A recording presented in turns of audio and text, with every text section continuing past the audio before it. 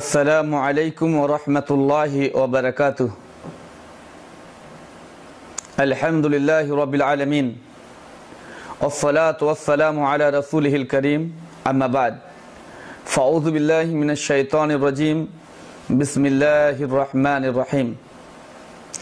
ওয়ালা তুফসিদু ফিল আরদি বা'দা ইসলাহিহা। আজকে আমি আপনাদের সম্মুখে যে বিষয়টি নিয়ে উপস্থিত হয়েছি সেটি হচ্ছে ইসলাম এবং দুর্নীতি, বা ইসলামের দৃষ্টিতে দুর্নীতি বলতে কি বোঝায়। দুর্নীতি একটি বাংলা শব্দ। দুর্নীতি একটি বাংলা শব্দ, এটি একটি নেতিবাচক শব্দ। এর ইতিবাচক শব্দ হচ্ছে রীতি। রীতি বা এই দুর্নীতির যেটা আবিধানিক অর্থ আমরা পাই সেটা হচ্ছে রীতি বা নীতিবিরুদ্ধ আচরণ, অর্থাৎ নীতির বাইরে অনীতি কুনীতি যে জিনিসগুলো হয় সেটাকে বলা হয় দুর্নীতি। আর আরবিতে আমরা যদি দেখি তাহলে এটাকে ফাসাদ বা আল ইফসাদ অর্থে ব্যবহার করা হয়েছে, ফসাদ বা আল ইফসাদ অর্থে। আর ইংরেজিতে বলা হয়েছে করাপশন। ইংরেজিতে বলা হয়েছে করাপশন।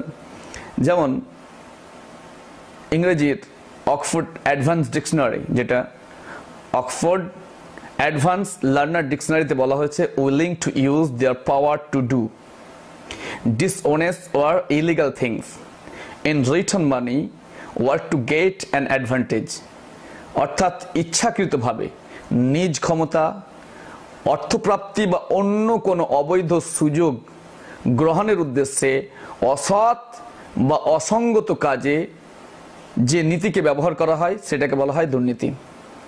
অনুরূপভাবে আমরা যদি দেখি তাহলে আরও পাবো ট্রান্সপারেন্সি ইন্টারন্যাশনালে যে অভিমত বলা হয়েছে করাপশন সম্পর্কে, সেখানে বলা হয়েছে যে corruption is the abuse of public office for private gain. অর্থাৎ ব্যক্তিগত স্বার্থ বা স্বার্থ লাভের আশায় গণপ্রশাসনের যে অপব্যবহার তাকেই বলা হয় দুর্নীতি। তো এগুলো হচ্ছে দুর্নীতির সংজ্ঞা। আর এই ফাসাদ বা ইফসাদ এই শব্দটা আরবিতে ব্যবহার হয়েছে। এই জন্য আমি প্রথমে যেটা তেলাওয়াত করেছি সেটি হচ্ছে কোরআনের সূরা আল আরাফ নম্বর 7 আয়াত নম্বর 85।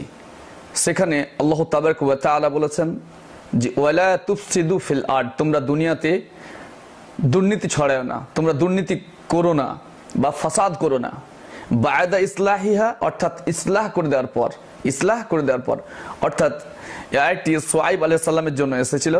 তিনি তার কওমকে বলেছিলেন যে ইয়া কওমি ইবুদুল্লাহ, হে আমার সম্প্রদায়, তোমরা করো কি আল্লাহর ইবাদত করো, মা লাকুম মিন ইলাহিন গায়রু, তিনি ব্যতীত তোমাদের কোনো ইলাহা নেই, কোনো উপাস্য নেই।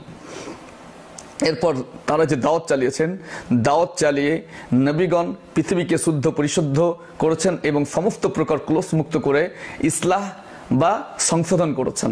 তারপরে বর্তমান বিশ্বে যে দুর্নীতি শুরু হয়েছে বা দুর্নীতিগ্রস্ত সমাজ তৈরি হয়েছে, এর বিরুদ্ধে কোরআনে বলা হয়েছে যে ওয়ালা তুফসিদু ফিল আরদ, তোমরা দুনিয়াতে ফাসাদ করো না, দুনিয়াতে করাপশন ছড়ায়ো না, তোমরা দুর্নীতিগ্রস্ত হয়েও না, তোমরা ফাসাদ বা করাপশন কোনো অবস্থাতেই করবে না, এটা বলা হয়েছে। তো এই যে দুর্নীতি, এই দুর্নীতির কারণে পৃথিবীতে আমরা দেখতে পাই বিভিন্ন রকম অশান্তি, বিভিন্ন রকম আপনার মনোমালিন্য, এক দেশের সঙ্গে এক দেশের লড়াই, দেশের অভ্যন্তরীণ লড়াই, রাজনীতিগত লড়াই, তারপরে আপনার বিভিন্ন প্রকার প্রশাসনিক ক্ষেত্রে, বিভিন্ন ক্ষেত্রে, এক কথায় বিভিন্ন জায়গায় বিভিন্নভাবে দুর্নীতি হয়ে থাকে।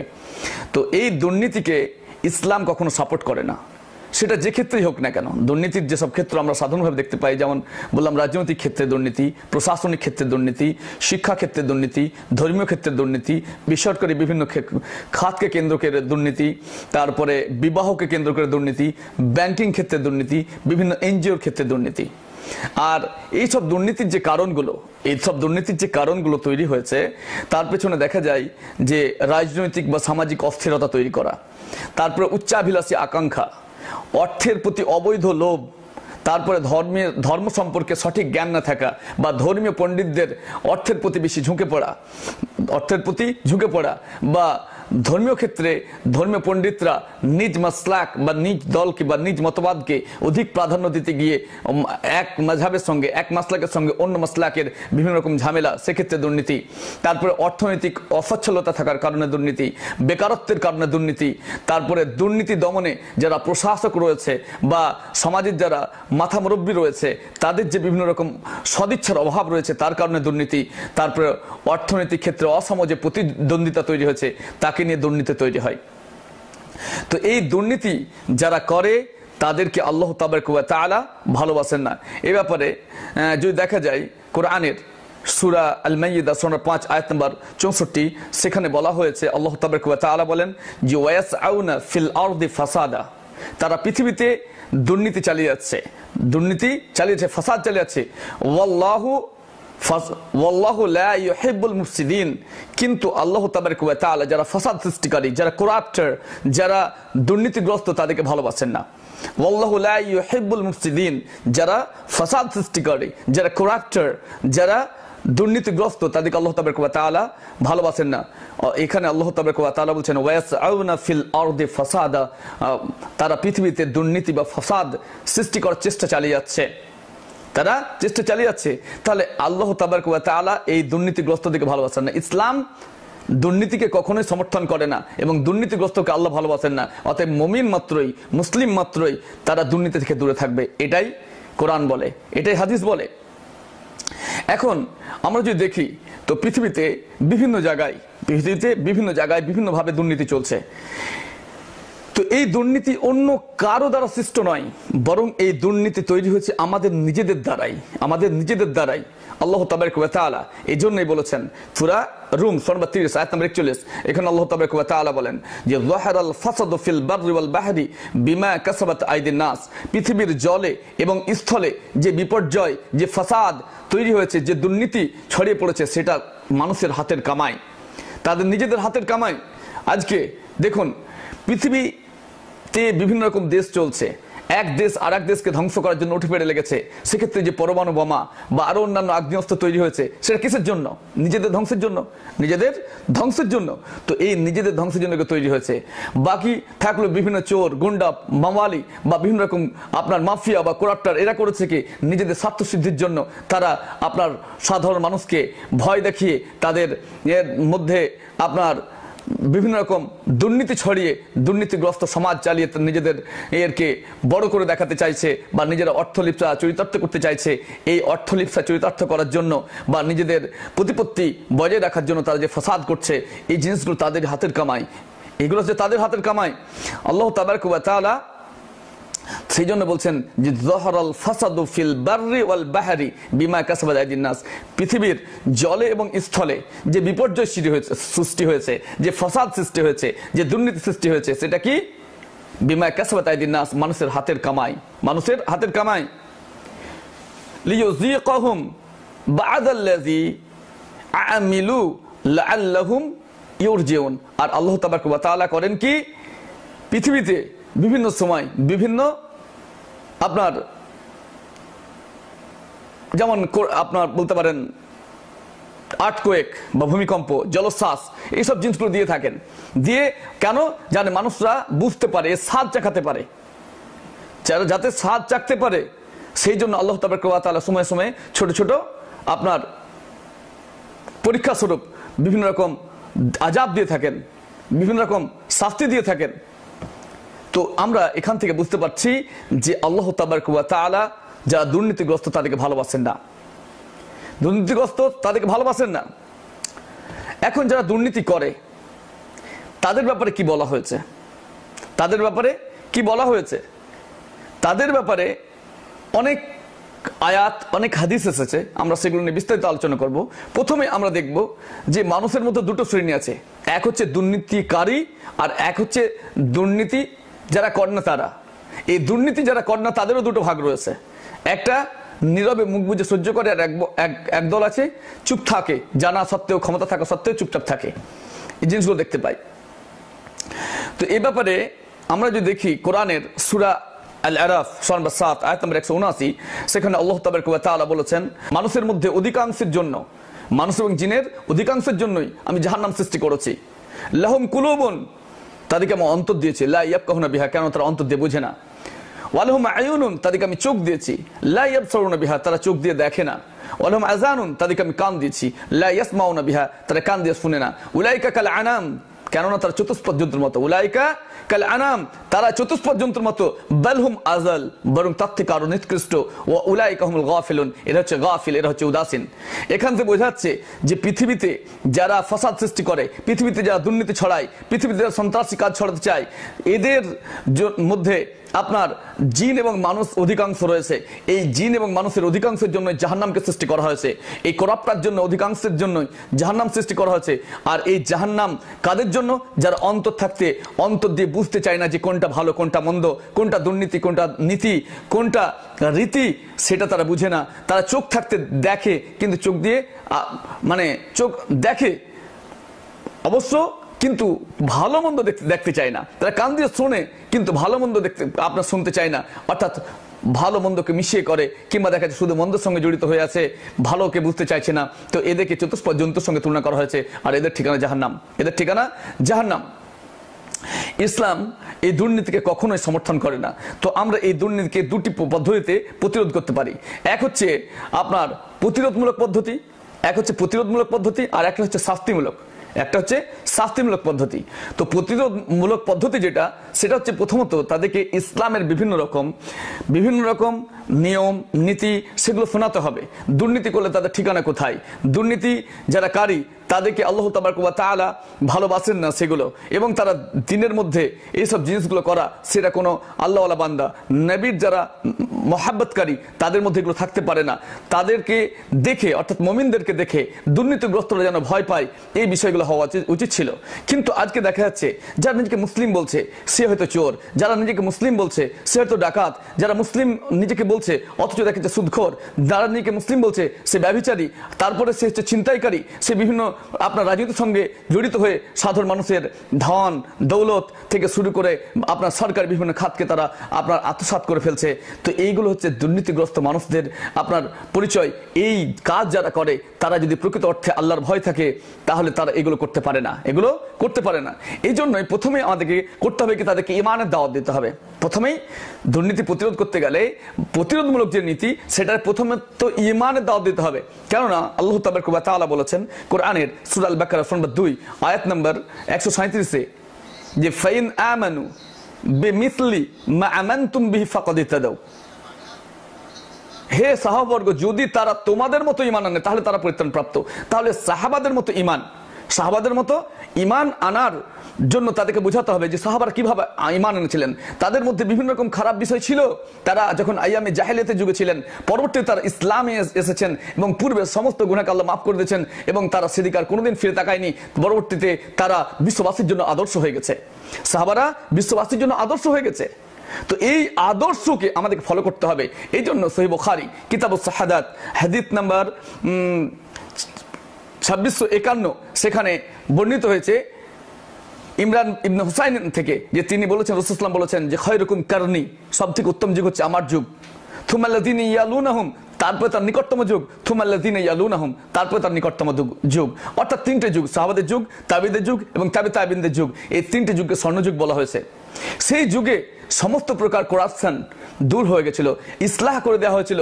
তারপরে বর্তমান বিশ্বে এখন সব জায়গায় দুর্নীতি, ধর্মের দুর্নীতি, রাজনীতিতে দুর্নীতি, আপনার সমাজে দুর্নীতি, অর্থনীতিতে দুর্নীতি, পরিবারে দুর্নীতি, আপনার সব জায়গায় রাস্তাঘাটে সমস্ত জায়গায় দুর্নীতি চলছে, বিভিন্ন শিক্ষা কেন্দ্রে দুর্নীতি চলছে, বিভিন্ন অফিস আদালতে দুর্নীতি চলছে। যদি প্রকৃত একজন মুসলিম হয়, সে মানুষের জন্য আদর্শ হয়ে যাবে, সে মানুষের জন্য মডেল হয়ে যাবে। কিন্তু সেই মুসলিম আজকে কোথায়? একদিন এমন ছিল যখন বিশ্বের বিভিন্ন মানুষ, বিভিন্ন ধর্মের লোক তারা মুসলিমদেরকে দেখে দলে দলে মুসলিমে দীক্ষিত হয়েছে, মুসলিমের দিকে ফিরে আপনার মুসলিম হয়ে গেছে, ইসলামের দিকে চলে গেছে। আর আজকে মুসলিম নামক কিছু করাপ্টার, কিছু ব্ল্যাক শিপ, তাদেরকে দেখে আজকে বিভিন্ন জাতি, বিভিন্ন ধর্ম, বিভিন্ন লোক নাক ছিটকাচ্ছে।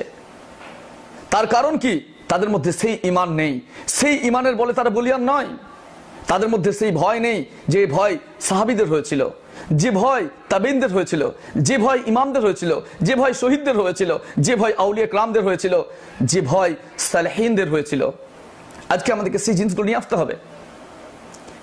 আমরা প্রথমেই ইমানের দাওয়াত দিতে গেলে কোরআনের একটা আয়াত দেখতে পারি, সেটা হচ্ছে সূরা আল বাকারা 4 আয়াত নম্বর 177।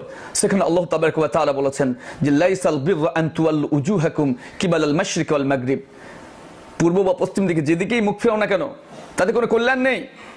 ওয়ালাকিন্নাল বিররা মান আমানা বিল্লাহি, তবে নেকি রয়েছে, তবে কল্যাণ রয়েছে, তবে উপকার রয়েছে যারা ঈমান আনে আল্লাহর প্রতি, ওয়াল ইয়াউমিল আখিরি, আখিরাতের প্রতি, ওয়াল মালাইকাতি, ফেরেশতাদের প্রতি, ওয়াল কিতাবি, এবং কিতাবের প্রতি। তারপরে বলা হয়েছে ওয়ান নাবিয়িনা, অর্থাৎ নবীদের প্রতি, ওয়াতাল মালা আলা হুব্বিহি যাবিল কুরবা ওয়াল ইয়াতামা ওয়াল মাসাকিনা ওয়াবনাস সাবিলি ওয়াসসাইলিনা ওয়া ফির রিকাব, এবং তারা করে কি আল্লাহর ভালোবাসায় উদ্বুদ্ধ হয়ে, আল্লাহর ভালোবাসায় উদ্বুদ্ধ হয়ে মাল খরচা করে নিকটতম আত্মীয়দের জন্য, ইতিমদের জন্য, যারা মিসকিন তাদের জন্য, যারা মুসাফির তাদের জন্য, যারা সাহায্য প্রার্থী তাদের জন্য, যারা দাস বন্দী রয়েছে তাদের জন্য। এখানে যে কথা বলা হলো নিজের ধন, নিজের সম্পদ, সেগুলোকে তারা খরচা করে। আল্লাহ তাকে যা দিয়েছেন, যে সম্পদ দিয়েছেন সেগুলো খরচা করে। এখন কি হয়েছে, যার যত আছে সে তত চায়, যার আছে যত সে চায় আরো ভুরি ভুরি। এটাই সে দিতে চায় না, সে নিতে চায়। যে যত ধনী সে তত এখন ভক্ষক, যে যত বড় অফিসার সে তত বড় ঘুষখোর, এটা হয়েছে। অথচ মুমিন মাত্রা কি করবে কি, যে ওয়াতাল মালা আলা হুব্বিহি, আল্লাহর ভালোবাসায় উদ্বুদ্ধ হয়ে সে করবে কি, মাল খরচ করবে আল্লাহর রাস্তায়। সে দিবে এতিমকে, সে দিবে মিসকিনকে, সে দিবে সাবিলকে অর্থাৎ আপনার পথিকদেরকে, সে দিবে সাইলকে অর্থাৎ সাহায্য প্রার্থীদেরকে, এবং যারা দাস তাদেরকে। তারপরে আল্লাহ তাবারক ওয়া তাআলা বলছেন যে ওয়াকিমুস সালাহ ওয়া আকামাস সালাহ, তারা সালাত কায়েম করবে, ওয়া আতাজ যাকাত, এবং যাকাত প্রদান করবে, ওয়াল মুফুনা বিআহদিহিম ইযা আহাদু, এবং তারা যখন ওয়াদা করবে সে ওয়াদার কখনো খেলাপ করবে না, তারা ওয়াদা রক্ষা করবে। ওয়াসসাবিরিনা ফিল বাসাই ওয়াদ-দাররাই ওয়া হিনাল বাস, এবং যখন দুঃখ কষ্ট মুসিবত আসবে তখন তারা ধৈর্য ধারণ করবে, তখন তারা ধৈর্য ধারণ করবে। উলাইকাল্লাযিনা সাদাকু, তারাই হচ্ছে সত্যবাদী। ওয়া উলাইকা হুমুল মুত্তাকুন, এবং এরাই হচ্ছে মুত্তাকি, এরাই হচ্ছে পরেজগার। তাহলে আমরা বুঝতে পারলাম যাদের মধ্যে এই গুণগুলো থাকবে, অর্থাৎ প্রথমত তারা আল্লাহর প্রতি, আখিরাতের প্রতি, ফেরেশতাদের প্রতি, কিতাবের প্রতি এবং নবীদের প্রতি ঈমান আনবে। তারপরে আল্লাহর প্রতি ভালোবেসে বা ভালোবাসা রেখে নিজের মাল সম্পদ তারা বিভিন্ন শ্রেণীর মানুষের জন্য, যেটা আল্লাহ উল্লেখ করেছেন সেই সব জায়গাতে বিলি করবে, তারপরে বিতরণ করবে, দান করবে। তারপরে বলা হয়েছে সালাত কায়েম করবে, অর্থাৎ সালাত থেকে কখনো পিছপা হবে না, সর্বাবস্থায় সালাত করবে। জাকাতের সমর্থ থাকলে সে জাকাত দিবে। দেখেন এখানে মাল খরচের কথা আলাদাভাবে বলা হলো, অর্থাৎ সাধারণ দানের কথাটা বলা হয়েছে। দ্বিতীয়ত জাকাত, যেটা আবশ্যিক, যারা নিসাব পরিমাণ সম্পত্তির মালিক তাদেরকে করতে হবে কি, জাকাত দিতে হবে, সে কথা বলা হয়েছে। তারপরে ওয়াদার কখনো খেলাপ করবে না। তারপরে বিভিন্ন রকম দুঃখ কষ্ট মুসিবতের সময় তার ধৈর্য ধারণ করবে। আর এদিকেই বলা হচ্ছে সত্যবাদী। ইয়া আইয়ুহাল্লাযীনা আমানু ওয়া কুনু মা'আস সাদিকিন, হে ঈমানদারগণ তোমরা সত্যবাদীর সঙ্গী হয়ে যাও। তো সত্যবাদী কারা, সত্যবাদীর সঙ্গে এখানে দেওয়া হলো। তো এই শ্রেণীর মানুষ হতে হবে। এই ধরনের মানুষ যখন হবে তখন তার দ্বারা কখনো কোনো করাপশন, কোনো দুর্নীতি হতে পারে না। 2 নম্বর, যখনই কোনো ব্যক্তি ঈমান আনবে, ঈমান আনার পর তার উপরে বর্তায় সে যেন ইবাদত করে, সে যেন ইবাদত করে। এ ব্যাপারে সূরা আনকাবুত 29 আয়াত নম্বর 45 আল্লাহ তাবারক ওয়া তাআলা যেমন বলেছেন যে ওয়াকিমুস সালাহ ইন্নাস সালাতা তানহা আনিল ফাহশাই ওয়াল মুনকারি, নিশ্চয় সালাত করে কি, সমস্ত প্রকার অশালীন খারাপ জিনিস থেকে মানুষকে দূরে রাখে। ইন্নাস ওয়াকিমুস সালাত, তোমরা সালাত কায়েম করো। ইন্নাস সালাতা, নিশ্চয় সালাত, তানহা আনিল ফাহশাই ওয়াল মুনকার, নিশ্চয় ফাহিশ এবং মুনকার যে জিনিস তা থেকে দূরে রাখে। তাহলে আল্লাহ তাবারক ওয়া তাআলা এখানে সালাত কায়েমের কথা বললেন। তো আজকে দেখা যাচ্ছে মসজিদ ভর্তি আপনার মুসল্লি, মসজিদে জুম্মার দিনে মুসল্লি ঠেলে যায় না, 5 ওয়াক্ত মুসল্লির অভাব আছে। তো জুম্মার দিনে শুধু জুম্মা নামাজি, যদিও আল্লাহ তাবারক ওয়া তাআলা জুম্মার নামাজকে শুধু ফরজ করেননি, আপনার 5 ওয়াক্ত নামাজকে ফরজ করেছেন, 5 ওয়াক্ত নামাজকে ফরজ করেছেন, অর্থাৎ 7x24, 7 দিনে 24 ঘন্টায় 5 ওয়াক্ত সালাত আদায় করতে হবে। এই 7 দিনের মধ্যে একটি দিনকে জুমআ বলা হয়েছে, অর্থাৎ জমা।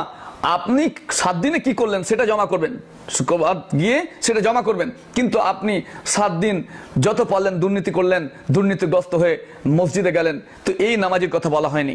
বরং নামাজি এমন হবে, সালাত কায়েমকারী এমন হবে, যে ব্যক্তি সালাত কায়েমের সময় আল্লাহকে স্মরণ করবে, আল্লাহকে মনে করবে আল্লাহকে আমি দেখছি, আর না হয় আল্লাহ তো তাকে অবশ্যই দেখছে, সে কথা সে চিন্তা করে সালাত কায়েম করবে, সালাত কায়েম করবে। এবং সালাত কায়েম করতে করতে তার মধ্যে ভীতি তৈরি হবে, যখনই কোনো অন্যায় করতে যাবে তার মাথায় খেলবে যে আল্লাহ আমাকে দেখছেন, এটা আমি একজন মুসলিম, আমি একজন মুমিন, অতএব এই কাজ আমি করতে পারি না। এইভাবে সে সমস্ত প্রকার ফাহিশা এবং মুনকার কাজ থেকে দূরে থাকবে, মুনকার কাজ থেকে দূরে থাকবে। এছাড়াও বলা হয়েছে আপনার সূরা বাকারা সূরা 2 আয়াত নম্বর 183-তে যে ইয়া আইয়ুহাল্লাযীনা আমানু কুতিবা আলাইকুমুস সিয়াম, হে ঈমানদারগণ, হে মুমিন বান্দারা, তোমাদের প্রতি সিয়াম ফরজ করা হয়েছে, কামা কুতিবা আলাল্লাযীনা মিন ক্বাবলিকুম লাআল্লাকুম তাত্তাকুন, যেমন তোমাদের পূর্ববর্তী গণের প্রতি ফরজ করা হয়েছিল যেন তোমরা তাকওয়া অবলম্বন করতে পারো, ফরজগার হতে পারো, আল্লাহভীরু হতে পারো। অতএব এখানে সিয়ামের কথা কেন বলা হলো? সিয়ামের কথা এই জন্যই বলা হলো যে সিয়াম এমন একটা ইবাদত, হালাল জিনিস, যেগুলো হালাল জিনিস, ভাত, রুটি, দুধ, মুড়ি, যেগুলো আমরা খাই, যেগুলোকে আল্লাহ তাবারক ওয়া তাআলা হালাল করেছেন, বৈধ স্ত্রী, এক কথা বিবাহ করা স্ত্রী, সেগুলো হালাল। এই হালাল হওয়া সত্ত্বেও আপনার সুবে সাদেক থেকে নিয়ে সূর্যাস্ত পর্যন্ত হালাল জিনিস হওয়া সত্ত্বেও আল্লাহকে ভয় করে আপনি কিছু সেগুলো পানাহার করছেন না, বা আরো যে বৈধ জিনিসগুলো সেগুলোতে কাছে যাচ্ছেন না। কেন? আল্লাহ নিষেধ করেছেন। এর দ্বারা যে শিক্ষা দেওয়া হচ্ছে যে একজন ইমানদার সে আল্লাহকে ভয় করে, সে দেখছে যে সে যদি লুকিয়ে খেয়ে নেয় কোনো ব্যাপার নাই, অথচ সে লুকিয়ে খাচ্ছে না কেন? সে ভাবে যে আল্লাহ আমাকে দেখছে, অথচ হালাল জিনিস আমি খেতে পাচ্ছি না যতক্ষণ পর্যন্ত সূর্যাস্ত না হচ্ছে। তো সূর্যাস্তের পরে আমরা খাচ্ছি হালাল জিনিস হওয়া সত্ত্বেও। তাহলে চিন্তা করুন, একজন মুমিন, একজন মুসলিম, তার মাথায় সবসময় এটা নাড়া দেবে যে আমি যখনই কোনো অন্যায় করতে যাব, যখনই কোনো ভুল করতে যাব, যখনই জেনে শুনে খারাপ কিছু করতে যাব, সেই জিনিসটা করতে গেলে আল্লাহ তো দেখছেন, অতএব এটা আমি করতে পারি না। হয়তো আমি একাই আছি, কিন্তু আল্লাহ তো আমাকে দেখছেন। আল্লাহর ইলম সর্বত্র বিরাজমান, আল্লাহর কুদরত সর্বত্র বিরাজমান। আল্লাহ তাবারক ওয়া তাআলা তার ইলম দ্বারা প্রত্যেকটা জিনিস জানেন, যে যেখানে যাই করুক না কেন, সে জমিনের উপরে হোক, সে অন্তরের মধ্যে কোনো কিছু ভাবুক, কিংবা জমিনের নিচে হোক, সে যেখানেই হোক না কেন, এমনকি পিঁপড়ে যে চলে তার পায়ের যে আঘাতে যে শব্দ হয় সেটাও তিনি শুনেন এবং জানেন। তো সে হচ্ছে আল্লাহ তাবারক ওয়া তাআলা। একজন মুসলিম যখন কিছু করে তখন সে চিন্তা করে আমি এটা করতে যাচ্ছি, এটা আল্লাহ দেখছেন, অতএব সেক্ষেত্রে তাকে দুর্নীতি থেকে দূরে রাখবে। 3 নম্বর যেটা বিষয় সেটা হচ্ছে আখিরাতের চেতনা। আখিরাতের চেতনা আমাদের মধ্যে থেকে আমরা যে মরবো এটা আমরা ভুলে গেছি। আমরা ভেবে নিয়েছি যে দুনিয়ায় সবকিছু, অতএব দুনিয়া কামানোর জন্য একটা প্রতিযোগিতা শুরু করে দিয়েছি। হ্যাঁ, দুনিয়া কামাতে হবে, কিন্তু সেটা কেমন? একজন মুসাফিরের মতো। একজন মুসাফির যেমন এক জায়গা থেকে আরেক জায়গায় সফর করে, এক জায়গা থেকে এক জায়গায় জার্নি করে, সে চায় যত কম জিনিস হোক, বইতে কষ্ট হবে সেই জন্য কম। তো দুনিয়াতে যত আপনি বোঝা নিয়ে যাবেন, সেই বোঝা পরবর্তীতে আপনার জন্য ক্ষতিকর হয়ে যাতে না দাঁড়ায়, এই জন্য যান বাঁচার জন্য যেগুলো দরকার, থাকার জন্য যেগুলো দরকার, সেই ধরনের জিনিসগুলো প্রয়োজন হবে। তো সেইভাবে হালকা পলকা কিছু করতে হবে, কিন্তু এমন কিছু নয় শুধু দুনিয়া কামনার জন্য প্রতিযোগিতা করছি, অথচ দেখা যাচ্ছে আল্লাহ থেকে দূরে থাকছি। এটা হতে পারে না। এই জন্য সূরা নম্বর 87, সূরা আলা এর আয়াত নম্বর 16 এবং 17 আল্লাহ তাবারক ওয়া তাআলা বলছেন যে বাল তুসিরুনাল হায়াতাদ দুনিয়া, তারা দুনিয়ার জীবন নিয়ে খুশি, তারা দুনিয়ার জীবন নিয়ে ব্যস্ত, তারা দুনিয়ার জীবনকে সবকিছু ভেবে নিয়েছে। ওয়াল আখিরাতু খায়রুন ওয়া আবকা, অথচ আখিরাতের জীবন সেটা হচ্ছে উত্তম এবং চিরস্থায়ী। এই জন্য আমরা যখন দুনিয়াতে চলাফেরা করব, আমরা যখন দুনিয়াতে বসবাস করব, তখন আমাদেরকে ভেবে নিতে হবে যে এই দুনিয়া হচ্ছে ক্ষণস্থায়ী, এটা চিরস্থায়ী নয়, এটা হচ্ছে ক্ষণস্থায়ী। তো অতএব এই ক্ষণস্থায়ী দুনিয়াতে বসবাস করতে গেলে আমাদেরকে এটাকে নিয়ে খুব বেশি ভোগবিলাসের বস্তু হিসাবে গ্রহণ করা যাবে না, ভোগবিলাসের জায়গা হিসাবে গ্রহণ করা যাবে না, বরং বেঁচে থাকার জন্য হ্যাঁ এটা অবশ্যই চাইতে হবে কারো কাছে যেন হাত পাততে না হয়। এই জন্য নিজের শরীর খাটিয়ে শরৎ ঘামিয়ে হালাল পদ্ধতির যত ইনকাম হবে, ব্যবসা বাণিজ্য থেকে যেগুলো হবে সেগুলো অবশ্যই করতে হবে। কেননা বৈরাগ্য নীতি ইসলামে নেই, লা ইহবারু ফিল ইসলাম, ইসলামে কোনো বৈরাগ্য নীতি নেই।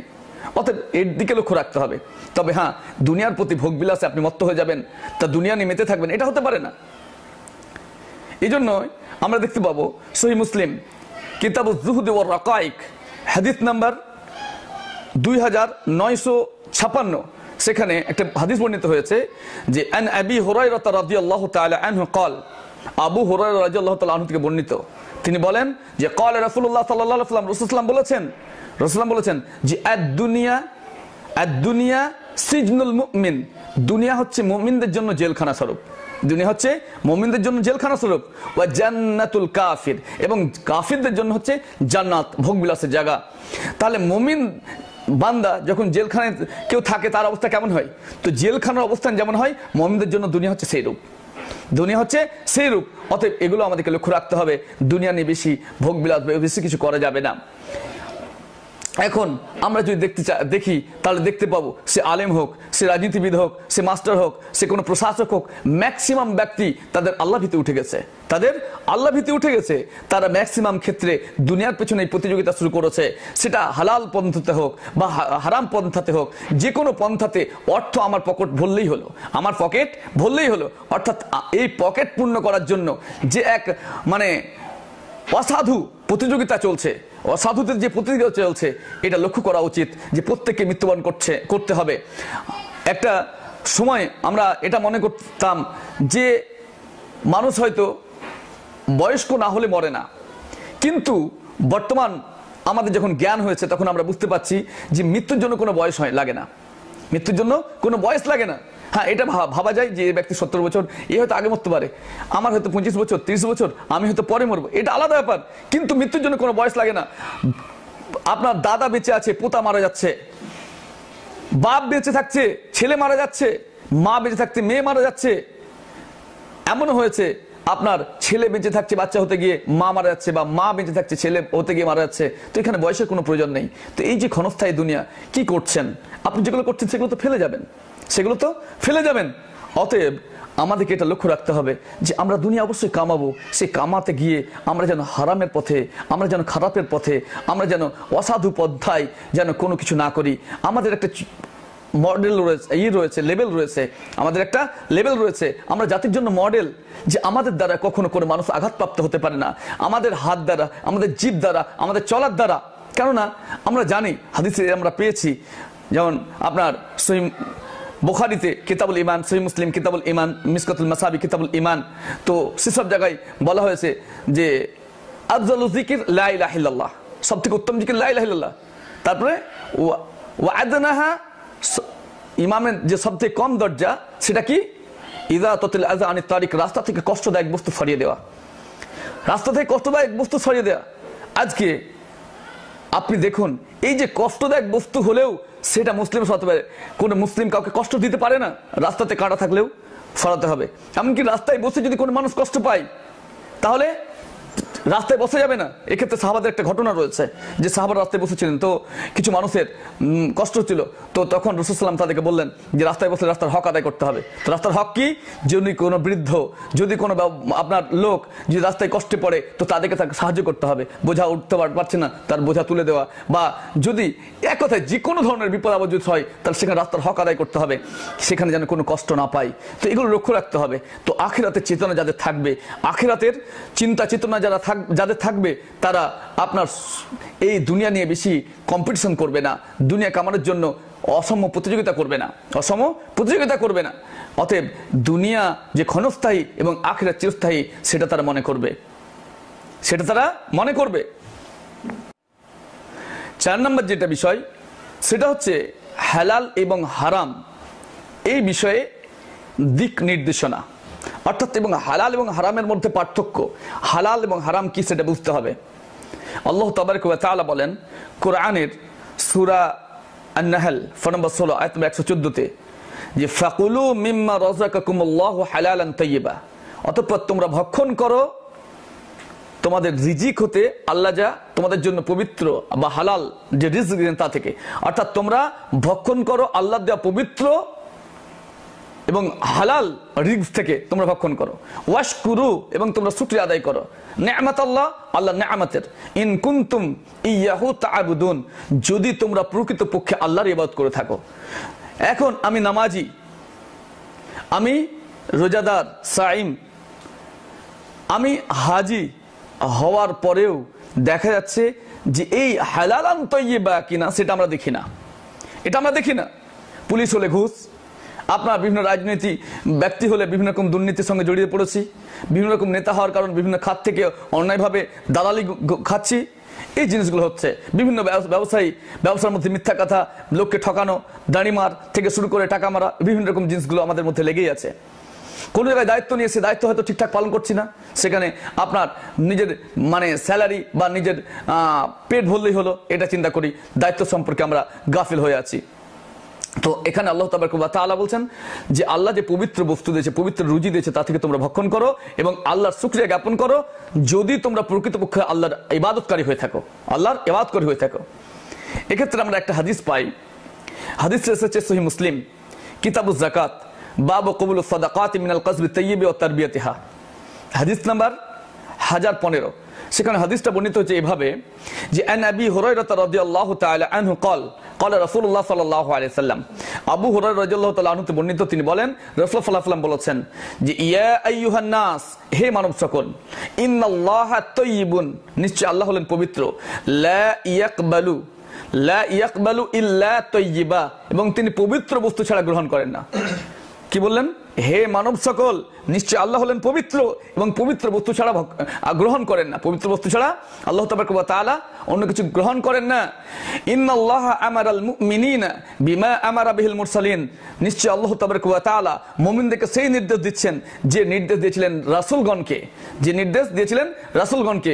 তারপর রাসূল সাল্লাম আপনার সূরা মুমিনুন 23 আয়াত নাম্বার 51 তেলাওয়াত করলেন যে ইয়া আইয়ুহার রাসূল, ইয়া আইয়ুহার রাসূল কুলু মিনাত তাইয়্যিবাতি ওয়া আমালু সালিহান, হে রাসূলগণ তোমরা পবিত্র বস্তু থেকে, পবিত্র জিনিস থেকে খাওয়া বা ভক্ষণ করো, ওয়া আমালু সালিহান, এবং ভালো আমল করো, ভালো আমল করো। এরপরেও আল্লাহ রাসূল সাল্লাল্লাহু আলাইহি ওয়াসাল্লাম পাঠ করলেন সূরা বাকারা 2 আয়াত নম্বর 172, সেখানে বললেন যে ইয়া আইয়ুহাল্লাযীনা আমানু, হে ঈমানদারগণ, কুলু মিনাত তাইয়্যিবাতি মা রাযাকনাকুম, আল্লাহ যে তোমাদেরকে পবিত্র রুজি দিয়েছেন তা থেকে তোমরা ভক্ষণ করো, পবিত্র বস্তু দিয়েছেন তা থেকে তোমরা ভক্ষণ করো। তারপর রাসূল সাল্লাল্লাহু আলাইহি ওয়াসাল্লাম বললেন যে সুম্মা যাকারা রাজুলা ইউতিলু সাফারা আশআসা আকবারা, অতঃপর রাসূল সাল্লাল্লাহু আলাইহি ওয়াসাল্লাম বললেন যে এক ব্যক্তি, যে কোনো এক ব্যক্তি সে লম্বা সফর করে এসেছে, লম্বা জার্নি করে এসেছে, আসার পর তার চুল উস্কো খুস্কো, শরীর ধুলো ধূসরিত, এ ধরনের দেখি জানা যাচ্ছে যে হ্যাঁ সে অনেক দূর থেকে জার্নি করে এসেছে, অনেক দূর থেকে আপনার এসেছে, অর্থাৎ সে ট্যুর করে এসেছে, জার্নি করে এসেছে, দেখেই বোঝা যাচ্ছে তার চেহারা দেখে। তারপরে অর্থাৎ আপনি জেনে নেন যে এখান থেকে ধরেন মক্কা গেল, মদিনা গেল, এ ধরনের দূরের রাস্তা গেল। তারপর রাসূল বলছেন ইয়া মুদ্দু ইয়াদাইহি ইলাস সামাই, সে আকাশের দিকে হাত তুলে বলছে যে ইয়া রব্বি, ইয়া রব্বি, হে আমার রব, হে আমার রব। ওয়া মাতআমাহু হারামুন, অথচ তার খাদ্য হচ্ছে হারাম। ওয়া মাশরাবুহু হারামুন, তার পানীয় হারাম। ওয়া মালবাসুহু হারামুন, তার লিবাস পোশাক পরিচ্ছেদ সেটা হচ্ছে হারাম। ওয়া গুযিয়া বিল হারাম, এবং তাকে প্রতিপালন করা হচ্ছে হারাম দ্বারা। ফাআন্না ইউস্তাজাবু লিযালিক, এই ব্যক্তির কি দোয়া কখনো কবুল হতে পারে? এই ব্যক্তির কি দোয়া কখনো কবুল হতে পারে? তাহলে বোঝা যাচ্ছে যারা হারামখোর, যারা হারামের সঙ্গে জড়িত, যারা হারাম পন্থে ইনকাম করে, যারা হারাম এবং হালাল মধ্যে পার্থক্য করে না, হ্যাঁ, ওয়ালা তালবিসুল হক বিল বাতিল ওয়া তাকতুমুল হক, যারা হক এবং বাতিলকে মিশিয়ে দেয়, তাদের ব্যাপারে বলা হচ্ছে যে তারা যদি সুদূর মক্কাতে গিয়ে, মদিনাতে গিয়ে যদি আকাশে হাত তুললে ইয়া রব্বি, ইয়া রব্বি বলে, আর এই হারাম খেয়ে, হারাম পান করে, হারাম লিবাস পরে যদি আল্লাহকে বলে, আল্লাহর পক্ষ থেকে কোনো জবাব আসবে না, আল্লাহ তাদের ডাকে সাড়া দিবেন না, তাদের দোয়া কবুল হবে না। অতএব ভাই, এটা সাবধান থাকতে হবে। এরপর আমাদের যেটা কর্ম সেটা হচ্ছে বিবর্তনমূলক। সেটা কেমন? আমাদের মধ্যে বিভিন্ন রকম সমাজে আপনার চলছে, খারাপ জিনিসগুলো চলছে, এই যে মানুষকে ভালো কাজের আদেশ এবং খারাপ কাজ থেকে নিষেধ, তো এই নিবর্তনমূলক যে পদ্ধতি সেটা আমাদেরকে চালাতে হবে, সেটা চালাতে হবে। এই জন্য আল্লাহ তাবারক ওয়া তাআলা বলেছেন কোরআনে সূরা আল ইমরান 3 আয়াত নম্বর 110 যে কুনতুম খায়রা উম্মাতিন উখরিজাত লিন-নাস, তোমরাই হচ্ছে শ্রেষ্ঠ উম্মত, উত্তম উম্মত, তোমাদেরকে মানুষের মধ্যে থেকে বের করা হয়েছে। কেন? তা'মুরুনা বিল মা'রুফি ওয়া তানহাউনা আনিল মুনকার, তোমরা করবে কি? মানুষকে ভালো কাজের আদেশ দিবে, খারাপ কাজ থেকে নিষেধ করবে। ওয়া তু'মিনুনা বিল্লাহ, এবং আল্লাহর প্রতি বিশ্বাস স্থাপন করবে, আল্লাহর প্রতি ঈমান আনবে। তো আল্লাহর প্রতি বিশ্বাস স্থাপন করে আমাদেরকে করতে হবে কি? মানুষের মধ্যে থেকে, তাদেরকে মুসলিমদেরকে বের করা হয়েছে। এখানে যেটা বলা হয়েছে যে কুনতুম, তোমরাই, খায়রা উম্মাতিন, সবথেকে শ্রেষ্ঠ উম্মত, শ্রেষ্ঠ উম্মত। তো তোমরাই শ্রেষ্ঠ উম্মত, এখানে মুসলিম জাতিকে বলা হয়েছে।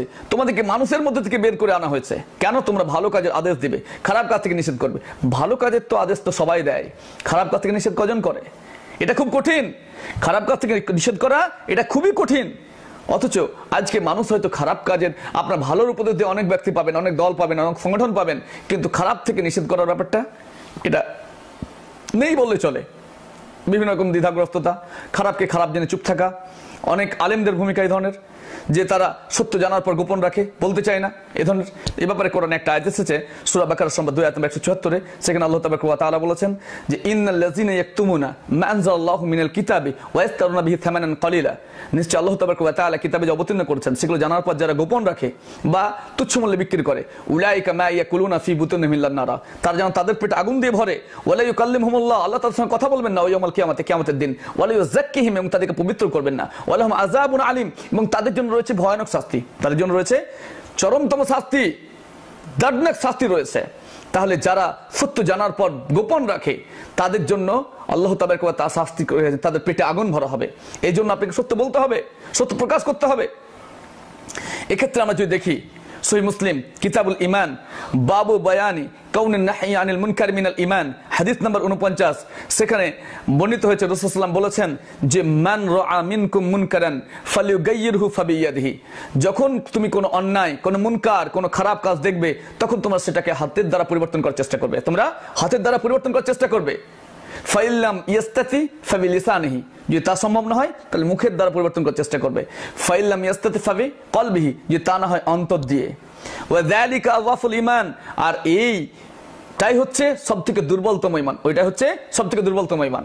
এখানে যেটা বলা হলো যে রাসূলুল্লাহ বললেন যখন তোমরা কোনো অন্যায় দেখবে তখন তোমরা করবে কি? হাতের দ্বারা পরিবর্তন করার চেষ্টা করবে, তা না হলে মুখের দ্বারা, তা না হলে অন্তর দিয়ে। অনেকে এখানে অন্তর দিয়ে ঘৃণার কথা বলে, ঘৃণার কথা বলা হয়নি এখানে। অন্তর দিয়ে পরিবর্তনের বলতে এটাই বোঝায় যে কোনো খারাপ দেখলেন, কোনো অন্যায় দেখলেন, যখন একাই পাচ্ছেন না, যদি আপনি প্রশাসক হন হাতের দ্বারা করবেন। এক্ষেত্রে একটা বিষয় আমাদেরকে ভাবতে হবে যে হাতের দ্বারা বলতে এটা নয় যে সেখানে মার কাট বা একটা অশান্তি তৈরি হোক, এটা নয়। বরং হাতের দ্বারা তারাই করবে যাদের আল্লাহ ক্ষমতা দিয়েছেন, যাদের ক্ষমতা দিয়েছেন।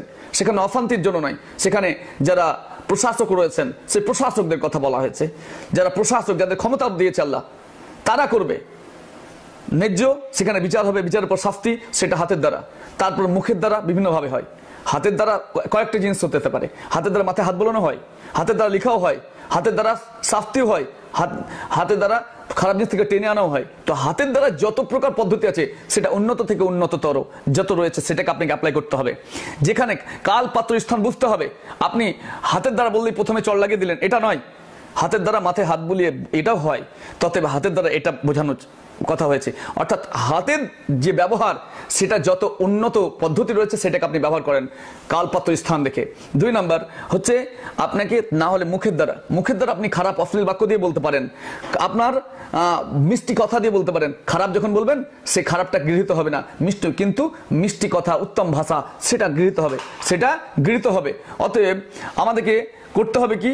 এই খারাপ পদ্ধতি থেকে যেটা রয়েছে সেই খারাপ পদ্ধতিগুলোকে হাতের দ্বারা, মুখের দ্বারা আমাদেরকে পরিবর্তন করার চেষ্টা করতে হবে। আপনি কখনোই কোনো মুসলিম তারা মুখ দিয়ে কখনো কাউকে গালি দিতে পারে না, মুখ দিয়ে কাউকে অশ্লীল বাক্য বলতে পারে না, মুখ দিয়ে তারা কখনোই আপনার কাউকে কটু কথা বলতে পারে না, মুখ দিয়ে গিল্লা, পরচর্চা, পরনিন্দা এগুলো করতে পারে না। তো মুখ দিয়ে আপনি এমন একটা পদ্ধতি অ্যাপ্লাই করবেন যে পদ্ধতিটা আল্লাহ তাবারাক ওয়া তাআলা আপনাকে বলেছেন। তো মুখ দিয়ে সব থেকে উত্তম যে জিনিস, মুখ দিয়ে যেটা সব থেকে উত্তম জিনিস সেটা কি? সেটা আপনি কোরআনের কথা, হাদিসের কথা, আল্লাহর কথা, তার রাসূলের কথা দিলে মানুষকে উপদেশ দিবেন। কেননা কোরআনকে এবং হাদিসকে উপদেশ বলা হয়েছে, কোরআন এবং হাদিসকে উপদেশ বলা হয়েছে। আর উপদেশ গ্রহণকারী হিসাবে যারা আল্লাহ ভীরু তারা অবশ্যই সেটা গ্রহণ করবে। তারপরে অন্তর দ্বারা বলতে অন্তর দিয়ে ঘৃণা নয়, আপনি কাউকে ঘৃণা করে ইসলাম থেকে সরিয়ে দিবেন না, বরং তার মধ্যে যে ঘৃণা আছে সেটাকে আপনাকে ইসলামের কথা দিয়ে সরাতে হবে। তার মধ্যে থেকে তাকে অন্তর দিয়ে, অর্থাৎ আপনি যদি দেখলেন কোনো অন্যায় চলছে সমাজে, আমি এটা একাই পারছি না, মুখের দ্বারা পারছি না, তখন আপনাকে করতে হবে কি? আপনাকে অন্তর দিয়ে চিন্তা ফিকির করতে হবে। চিন্তা ফিকির করার পর সেই জিনিসটাকে, সেই অন্যায়টাকে সরানোর চেষ্টা চালাতে হবে, সেটা সরানোর চেষ্টা চালাতে হবে। অতএব আপনাকে দেখতে হবে যে আপনি যে কথা বলছেন, যেটা করতে চাইছেন সেটা কোরআন এবং হাদিস সাপেক্ষ, এবং এই জিনিসটাকে এই লোক বাধা দিচ্ছে কিংবা দেখা যাচ্ছে সমাজে এই দুর্নীতি চলছে, এটা সমাজ বিরোধী, এটা আপনার বিবেক বিবেচনা বিরোধী, আপনার বিবেক বর্জিত কাজ চলছে এবং কোরআন হাদিস বিরোধী, আল্লাহ দ্রোহিত এই কাজগুলো হচ্ছে, তখন আপনাকে করতে হবে কি? আপনাকে এই কাজগুলোর বিরুদ্ধাচরণ করতে গেলে যদি আপনি একাই না পারেন, তাহলে অন্তর দিয়ে আপনাকে চিন্তা করতে হবে কার দ্বারা সম্ভব। যেমন ধরেন আপনার বাড়িতে একটা কুকুর মরে পড়েছে, আপনি বাইরে গেছিলেন, 10 দিন ছিলেন না, কুকুর মরে এমন পচে গেছে, ঘর খোলা মাত্র আপনি টিকতে পারছেন না, তো আপনি হাতও দিতে পারছেন না, খারাপ হয়ে গেছে এমন যে হাতও দিতে পারছেন না। 2 নাম্বার, আপনি নাকে মুখে রুমাল বা ব্যবহার করছেন, এক্ষেত্রে কি করবেন? আপনি নিশ্চয়ই ওটা করবেন না, তো হাতের দ্বারাও সম্ভব নয়, মুখে গন্ধ নেওয়াও সম্ভব নয়, সেক্ষেত্রে আপনি করবেন কি? সেক্ষেত্রে যারা সুইপার রয়েছে, যারা ওই শ্রেণী কাজ করে, আপনি চিন্তা করলেন, করার পর ওই সুইপারকে ডেকে এনে আপনি ওটা সরানোর চেষ্টা করলেন, সরালেন। অনুরূপভাবে সমাজে যদি ওই ধরনের পচা কীড়া কিছু থাকে, সেটাকে সরাতে গেলে যাদের দ্বারা সম্ভব তাদেরকে নিয়ে আসতে হবে, তাদেরকে নিয়ে যুক্তি পরামর্শ করে সেই খারাপটা সরাতে হবে। আর এটাকে বলা হচ্ছে সব থেকে কমজোরি ইমান বা দুর্বল ইমান বলা হয়েছে। তারপরে আপনার হচ্ছে সংশোধনমূলক। এই জন্য আমরা যদি দেখি তো কোরআনে যেটা বলা হয়েছে সেটা মানুষ তো ভুল করবেই, কেননা রাসূল সাল্লাল্লাহু আলাইহি ওয়াসাল্লাম বলেছেন ফনদারিমি ফি কিতাবি রিকাক বাউ ফি তাওবাতে, যে কুল্লু বানি আদম খাত্তা, প্রত্যেক আদম সন্তান ভুলকারী, ওয়া খায়রুল খাত্তিনা তাওবুন, তবে ওরাই উত্তম যারা তওবাকারী, তারা তওবাকারী। তো এই তওবার ব্যবস্থা ইসলামে রয়েছে, কেউ ভুল করতেই পারে, ভুল করার পর যদি তওবা করে আলহামদুলিল্লাহ মাফ। এই জন্য আল্লাহ তাবারক ওয়া তাআলা বলেছেন সূরা তাহরিম 66 আয়াত নম্বর 8 যে ইয়া আইয়ুহাল্লাযীনা আমানু তুবু ইলাল্লাহি তাওবাতান নাসুহা, হে ঈমানদারগণ তোমরা তওবা করো আল্লাহর দিকে, আল্লাহর জন্য, আল্লাহর কাছে তওবা করো। কেমন? তাওবাতান নাসুহা, বিশুদ্ধ তওবা করো। তার এমন তওবা যে তওবা করার পর আপনি সেই খারাপ কাজে আর কখনো প্রত্যাবর্তন করবেন না, সেই খারাপ কাজে দেখবেন না, এটাকে তওবা বলা হচ্ছে। আর তওবা আল্লাহ চাই যে মানুষ সবসময় তওবা করুক, তার কাছে প্রত্যাবর্তন করুক, আস্তাগফির করুক। যেখানে রাসূল সাল্লাল্লাহু আলাইহি ওয়াসাল্লামের মতো হস্তি, রাসূল সাল্লাল্লাহু আলাইহি ওয়াসাল্লামের মতো ব্যক্তিত্ব, যাকে আল্লাহ তাবারক ওয়া তাআলা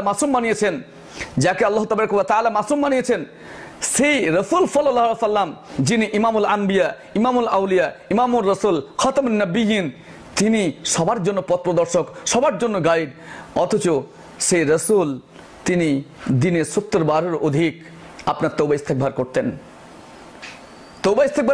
তাহলে আমাদের মতো পাপী, আমাদের মতো নাদান, আমাদের মতো বদকার এই ব্যক্তিদের কত তওবা করা উচিত, সেটা ভাবা উচিত।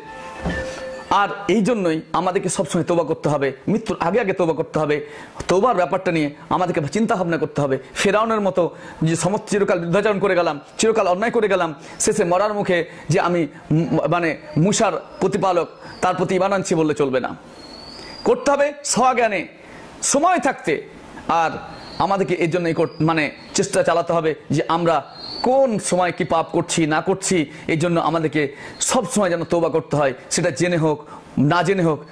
আমাদের দ্বারা অন্যায় হয়ে যাচ্ছে, পাপ হয়ে যাচ্ছে, এটাকে সবসময় আপনাকে স্বীকার করে নিতে হবে। আর এই ভেবে আপনাকে সবসময় তওবা করে যেতে হবে। আপনি সবসময় তওবা ইস্তেগফার পড়তে থাকুন, 70 বার, 100 বার, তার বেশি যত পারেন তওবা ইস্তেগফার পড়বেন। এই ব্যাপারে একটা হাদিস এসেছে যে আল্লাহ তাবারক ওয়া তাআলা কত দয়ালু, আপনি চিন্তা করুন। এবার সহিহ মুসলিম কিতাবুত তাওবা বাব কবুলত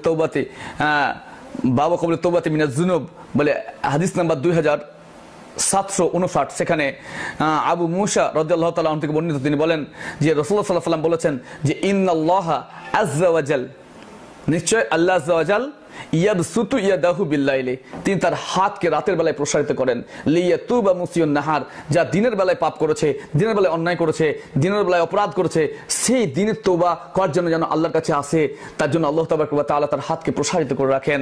ওয়ায়াবসুতু ইয়াদাহু বিন নাহার, এবং তিনি দিনের বেলায় হাতকে প্রসারিত করেন কেন? লিয়াতুবা মুশিউল লাইল, যারা রাত্রে তোবা করে তারা যেন মানে দিনের বেলায় আল্লাহর কাছে তোবা করে, এই জন্য আল্লাহ তাবারক ওয়া তাআলা হাতকে প্রসারিত করেন। তারপরে রাসূল সাল্লাল্লাহু আলাইহি ওয়াসাল্লাম বলছেন হাত্তা তাতলু আশ-শামসু মিন মাগরিবিহা, হাত্তা তাতলু আশ-শামসু মিন মাগরিবিহা, আল্লাহ তাবারক ওয়া তাআলা এইভাবে তার হাতকে যতদিন পর্যন্ত না পশ্চিম দিকে সূর্য উদিত হয় ততদিন প্রসারিত করেন। তাহলে আমাদেরকে এটা লক্ষ্য রাখতে হবে যে আমরা অবশ্যই যতই অন্যায় করি না কেন সেক্ষেত্রে আমরা তওবা করব। তারপর একটা বিষয় হচ্ছে যে আমরা যখন এই জিনিসগুলো করব তখন আমরা এটা সত্য কথা যে একজন মানুষ পরকে উপদেশ দেওয়ার থেকে সবথেকে উপদেশ দেওয়ার দায়িত্ব আপনার নিজেকে। পরকে যে কথাটা মানার জন্য বলবেন তার আগে নিজেকে মানতে হবে, পরকে যেটা করতে বলেন তাকে নিজেকে করতে হবে, কারণ সব থেকে জাহান্নাম থেকে বাঁচার অধিকার আপনার নিজের। এই জন্য কোরআনে বলা হচ্ছে ইয়া আইয়ুহাল্লাযীনা আমানু কু আনফুসাকুম ওয়া আহলিকুম নারা, হে ঈমানদারগণ তুমি নিজেকে এবং তোমার আহলে আয়ালকে, তোমার পরিবারবর্গকে তুমি জাহান্নামের আগুন থেকে বাঁচাও। তো নিজেকে উপদেশ দিতে হবে। তো এই নিজেকে বা জাহান্নামের আগুন থেকে বাঁচান, তার সাথে সাথে লক্ষ্যে বাঁচাতে হবে। এই জন্য আমাদেরকে চেষ্টা চালাতে হবে। এক্ষেত্রে আরেকটি পদ্ধতি হচ্ছে যে দুর্নীতিমূলক বিষয় থেকে বাঁচার জন্য মানুষের অধিকার, কার কি অধিকার রয়েছে সেই অধিকারগুলোর দিকে তাকাতে হবে। যার যা অধিকার তাকে তা দিতে হবে, যার যা অধিকার তাকে তা দিতে হবে।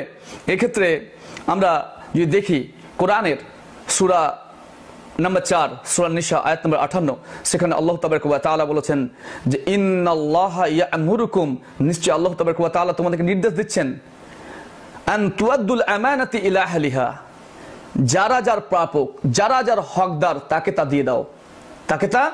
দিয়ে দাও।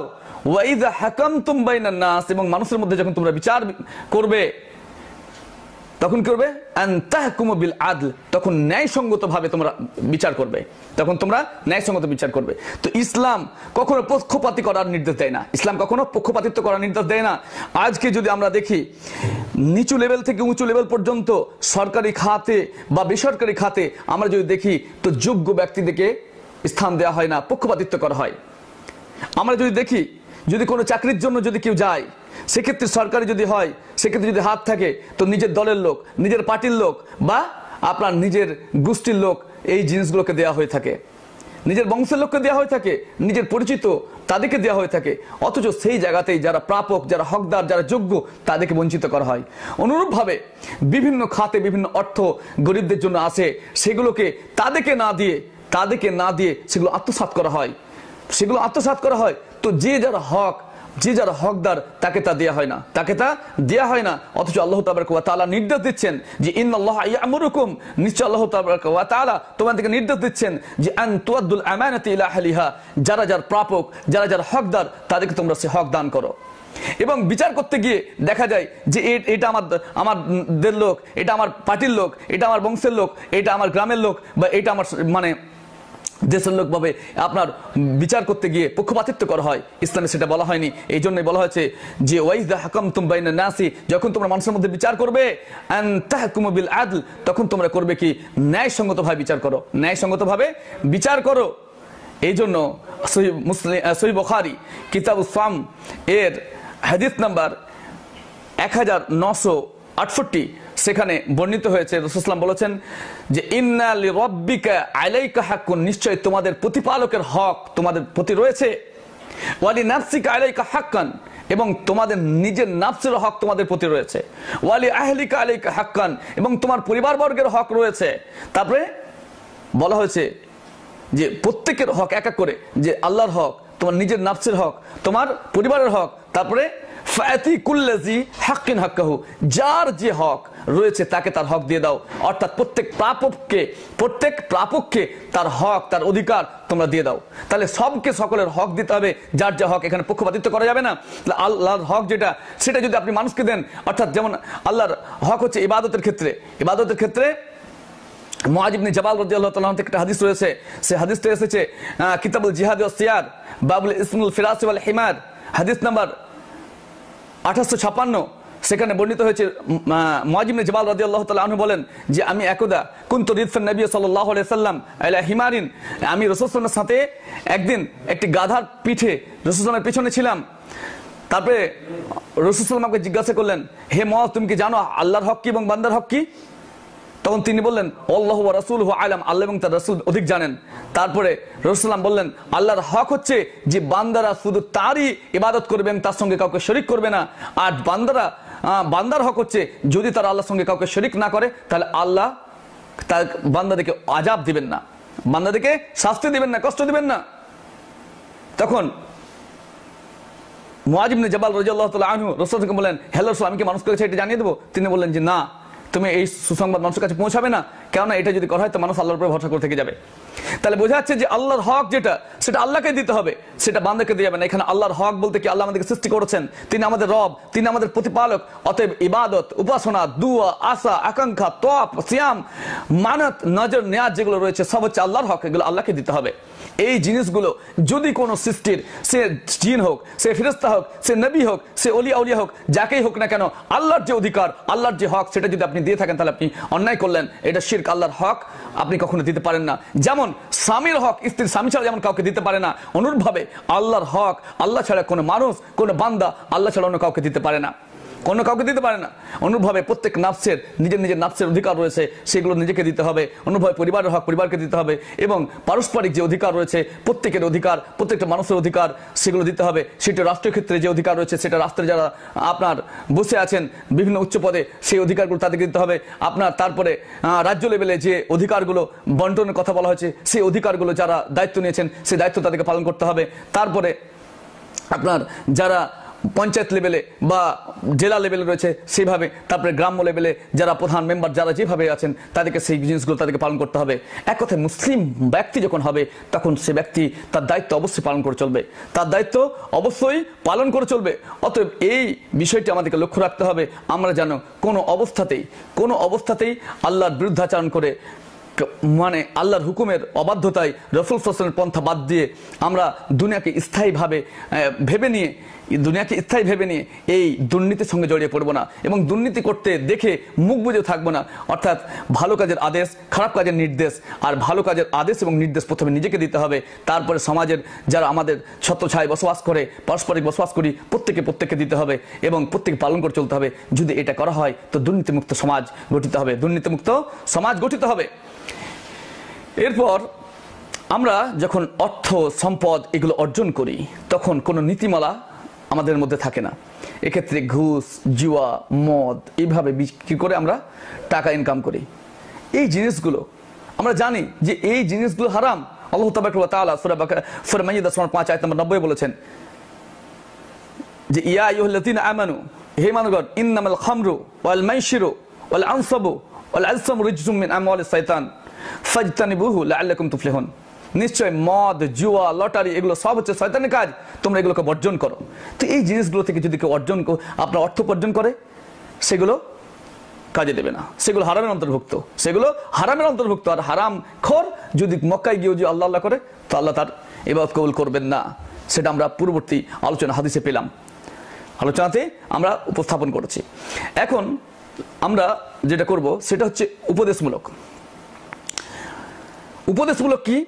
আল্লাহ তাবারক ওয়া তাআলা বলেছেন কোরআনে সূরা আন-নাহল সূরা নম্বর 16 আয়াত নম্বর 125, সেখানে আল্লাহ তাবারক ওয়া তাআলা বলেছেন যে উদউ ইলা সাবিলি রাব্বিকা বিল হিকমা, তুমি মানুষকে ডাকো তোমার প্রতিপালকের দিকে, আহ্বান করো তোমার প্রতিপালকের দিকে হিকমা সহকারে। আল হিকমা কোরআনকে বলা হয়েছে ওয়াল মাউইজাতিল হাসানা, এবং উত্তম উপদেশ সহকারে। পৃথিবীর মধ্যে সর্বশ্রেষ্ঠ ব্যক্তিত্ব হচ্ছেন রাসূল সাল্লাল্লাহু আলাইহি ওয়াসাল্লাম। তিনি ইমামুল আম্বিয়া, ইমামুল আউলিয়া, ইমামুর রাসূল, খাতামুন নবিয়্যিন, তারপরে আর কোন উত্তম উপদেশ দানকারী আসবে না। অতএব তার দেওয়া যে উপদেশ কোরআন হাদিসে বিদ্যমান রয়েছে, হাদিসের পাতায় রয়েছে, সেইটাকে মাউইজা বলা হয়েছে, উত্তম উপদেশ, মাউইয়াতুল হাসানা। অতএব সেগুলো দিতে হবে।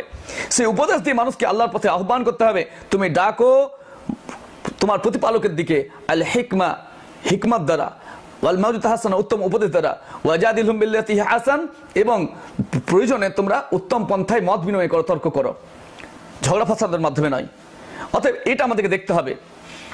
এই ক্ষেত্রে আমরা যদি দেখি উপদেশের ক্ষেত্রে লুকমান আলাইহিস সালাম তিনি তার সন্তানকে উপদেশ দিয়েছিলেন সূরা লুকমানের 31 নম্বর আয়াতে। সেখানে তিনি বলেছেন যে ইয়া বুনাইয়া, হে আমার সন্তান, আকিমুস সালাহ, সালাত কায়েম করো, ওয়া'মুর, এবং তিনি নির্দেশ দিয়েছেন বিল মা'রুফ, ভালো কাজের আদেশ দাও, ওয়ানহা আনিল মুনকার, খারাপ কাজ থেকে নিষেধ করো, ওয়াসবির, এবং ধৈর্য ধারণ করো, আলা মা আসাবাকা, যখন বিপদ আপদ আসবে, যখন মুসিবত আসবে সেই সময় ধৈর্য ধারণ করো।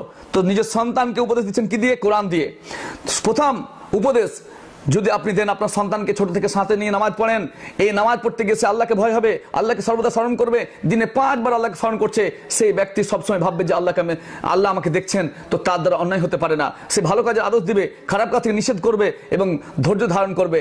যখন দুঃখ দুর্দশা বা আরো অন্যান্য আসবে সেই সময় তিনি দুর্নীতিগ্রস্ত হয়ে যাবে না, সে দুরাচারী হবে না, সে আপনার কুনীতি অবলম্বন করে সমাজে দুর্নীতি বা ফাসাদ সৃষ্টি করবে না। এই জন্যই বলা হয়েছে যে তোমরা মানুষকে ডাকো তোমার প্রতিপালকের দিকে। আর সূরা ফুসিলাত 41 আয়াত নাম্বার 34 বলা হয়েছে যে ওয়ালা তাস্তাবিল হাসানাতু ওয়ালা সাইয়্যাতু ইদফা বিল্লাতি হি আহসান, ভালো এবং মন্দ কখনো সমান নয়, তোমরা ভালো দিয়ে মন্দকে দূরে সরাও। ফাইদাল্লাযী বাইনাকা ওয়া বাইনাহু আদাওয়াতুন কাআন্নাহু ওয়ালিয়ুন হামীম, দেখবে যাদের সঙ্গে তোমাদের শত্রুতা ছিল, যাদের সঙ্গে তোমাদের মতবিরোধ ছিল, সে তোমার পরম মিত্রে পরিণত হয়ে গেছে, পরম বন্ধুতে পরিণত হয়ে গেছে। তাহলে উত্তম উপদেশ মানুষকে দিতে হবে, এখন আমরা হয়তো যখন বক্তব্য বা আরো অন্যান্য আলোচনা করি তখন অনেক ব্যক্তি এটা বলে যে আল্লাহ তো আমাদেরকে হয়তো ভালোবাসেন না, কিন্তু তা না হলে দুনিয়াতে এত দুঃখ দুর্দশা কষ্ট এগুলো দেন, এটা অনেকে বলে থাকেন। আসলে সেটা না ভাই, আল্লাহ, এই পৃথিবী হচ্ছে পরীক্ষার। আল্লাহ বিভিন্নভাবে মানুষকে পরীক্ষা করেন, কাউকে ধন দিয়ে, কাউকে আপনার গরিবী হালতে রেখে, কাউকে আপনার এক চোখ দিয়ে, কাউকে দুই চোখ অন্ধ করে, কাউকে ঠসা করে, কাউকে আপনার বোবা করে, কাউকে আপনার পা দেখাচ্ছে নাই, কারো হাত নাই, অথচ বেঁচে আছে বিভিন্নভাবে বিভিন্ন জন। দুনিয়া যদি এইভাবে না থাকতো, সবাইকে যদি একই করে দিত, তাহলে কারোর উপরে কারো অস্তিত্ব থাকতো না।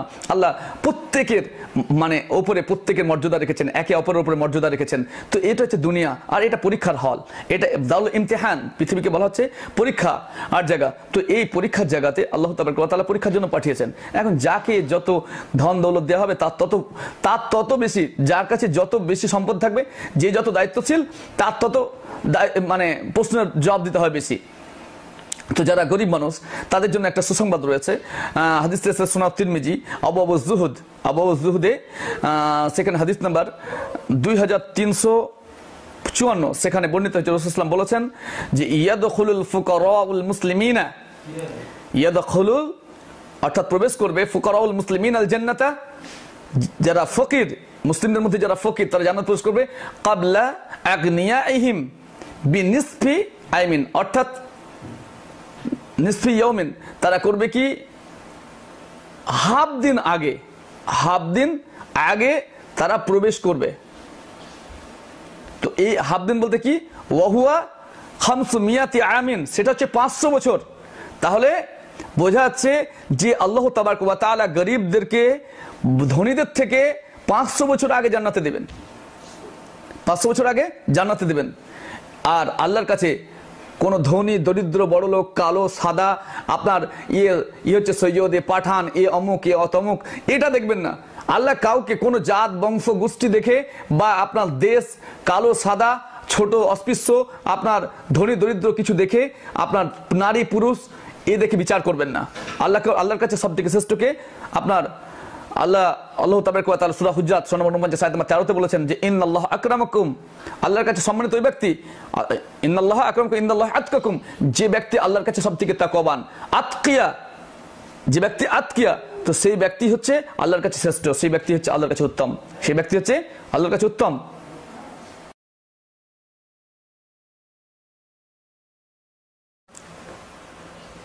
এখন আমরা দেখব শাস্তিমূলক নীতি। প্রথমে আমরা যেগুলো আলোচনা করলাম সেটা হচ্ছে প্রতিরোধমূলক, এখন আমরা দেখব শাস্তিমূলক। যারা আত্মসাৎ করে তাদের জন্য শাস্তি রয়েছে। আত্মসাৎমূলক বিরুদ্ধাচরণ করে বলা হয়েছে কোরআনের সূরা আন-নিসা 4 আয়াত নম্বর 29 আল্লাহ তাবারক ওয়া তাআলা বলেন যে ইয়া আইয়ুহাল্লাযীনা আমানু, হে ঈমানদারগণ, লা তাকুলু আমওয়ালাকুম বাইনাকুম বিল বাতিল, তোমরা একে অপরের ধন সম্পদকে, মালকে অন্যায়ভাবে ভক্ষণ করো না, অন্যায়ভাবে খেও না।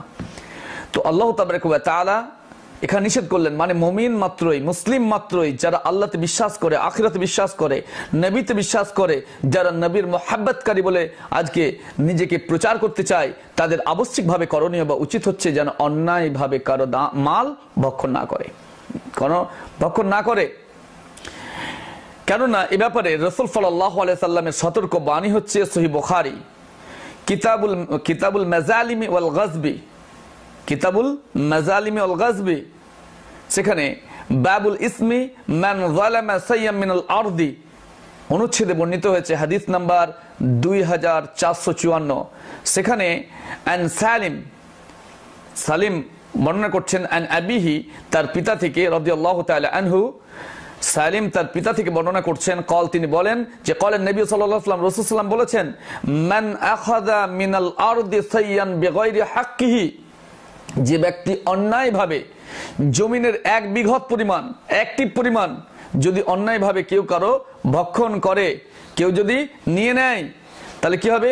খুসিফা বিহি ইয়াউমাল কিয়ামাতি ইলা 7 আরাদিন, তাকে 7 তবক জমিনের নিচে ঢুকিয়ে দেওয়া হবে, তাকে 7 তবক জমিনের নিচে ঢুকিয়ে দেওয়া হবে। তাহলে অন্যায়ভাবে কোনো অবস্থায় আপনার কারো মাল ভক্ষণ করা যাবে না, সেটা অল্প যদি হয় সেক্ষেত্রে হবে না। এই জন্য আপনার কোরআনে আমরা জানি যে ওয়াসারিকু ওয়াসারিকাতু ফাকতাউ আইদিয়াহিমা, আপনারা জানেন সূরা মাইদা 5 আয়াত নম্বর 38 বলা হয়েছে, যদি কোনো চোর বা চোরনি, যে চুরি, পুরুষ চোর চুরি করে এবং মহিলা যারা চুরি করে তাদের ব্যাপার হচ্ছে, যদি চুরি করে তাহলে করবে কি, তোমরা তাদের হাত কেটে দাও। জাযাআম বিমা কাসাবা, এটা মানে জাযাআন শব্দ অর্থ হচ্ছে বদলা, বিমা কাসাবা নাকালাম মিনাল্লাহ, আর এটা হচ্ছে আল্লাহর পক্ষ থেকে তাদের যে মানে যে বিজনেস করেছে, যে ব্যবসা করেছে, যে কাজ করেছে, তার ফল, তার জাযা, তার প্রতিদান। ওয়াল্লাহু আজিজুন হাকিম, আল্লাহ হলেন আজিজ এবং হাকিম। তাহলে আল্লাহ তাবারক ওয়া তাআলা তিনি এই শাস্তি দিয়েছেন, যদি কেউ চুরি করে তাহলে চোরের শাস্তি এবং চুরনির শাস্তি, যে চুরি করে, চুরিকারিনী, তার শাস্তি হচ্ছে হাত কাটা, তার শাস্তি হচ্ছে হাত কাটা। তবে একটা উত্তম পন্থা আছে, যদি কেউ অজান্তে কেউ ধরা পড়লো না, কোনো কিছু করলো না, তো সেক্ষেত্রে করবে কি? সেক্ষেত্রে বলছে ফামান তাবা, তবে যে তোবা করবে, মিন বাদি যুলমিহি, জুলমের পর, মিন বাদি যুলমিহি, জুলমের পর, ওয়া আসলাহা, এবং শুদ্ধ করবে, নিজেকে পরিশুদ্ধ করবে, ইসলাহ করে নেবে, ফাইন্নাল্লাহা, নিশ্চয় আল্লাহ তাবারক ওয়া তাআলা, ইয়াতুবু আলাইহি, তার তওবাকে, তার মানে তওবাকে কবুল করবেন, নিশ্চয় আল্লাহ তাবারক ওয়া তাআলা তার তওবাকে কবুল করবেন। ইন্নাল্লাহা গফুরুর রহিম, এবং তিনি হচ্ছেন ক্ষমাশীল এবং দয়ালু। আল্লাহ তাবারক ওয়া তাআলা, নিশ্চয় আল্লাহ তাবারক ওয়া তাআলা ক্ষমাশীল দয়ালু। তাহলে আমরা বুঝতে পারলাম যে আল্লাহ তাবারক ওয়া তাআলা নিষেধ করছেন, সূরা নিসা 4 আয়াত নম্বর 29, সেখানে আল্লাহ তাবারক ওয়া তাআলা বললেন যে ইয়া আইয়ুহাল্লাযীনা আমানু, হে ঈমানদারগণ, লা তাকুলু আমওয়ালাকুম বাইনাকুম বিল বাতিল, তোমরা একে অপরের, তোমরা পরস্পরের ধন, মাল, সম্পদ যেটা রয়েছে সেটা অন্যায়ভাবে বাতিল পন্থায় ভক্ষণ করবে না। আর এটা করার শাস্তি কি বলা হলো সহিহ বুখারী হাদিস নাম্বার 2454-তে, যে মান আখাযা মিনাল আরদি শাইয়ান, যে ব্যক্তি জমিনের কিছু অংশ বেগাইরে হাক্কিহি, অন্যায়ভাবে নিয়ে নেবে, অন্যায়ভাবে নেবে, কি করা হবে? খুসিফা বিহি ইয়াউমাল কিয়ামাতে, তাকে কিয়ামতের দিন ধসিয়ে দেবে, ইলা 7 আরাদিন, তাকে 7 তবক জমিনের নিচে ঢুকে দেওয়া হবে।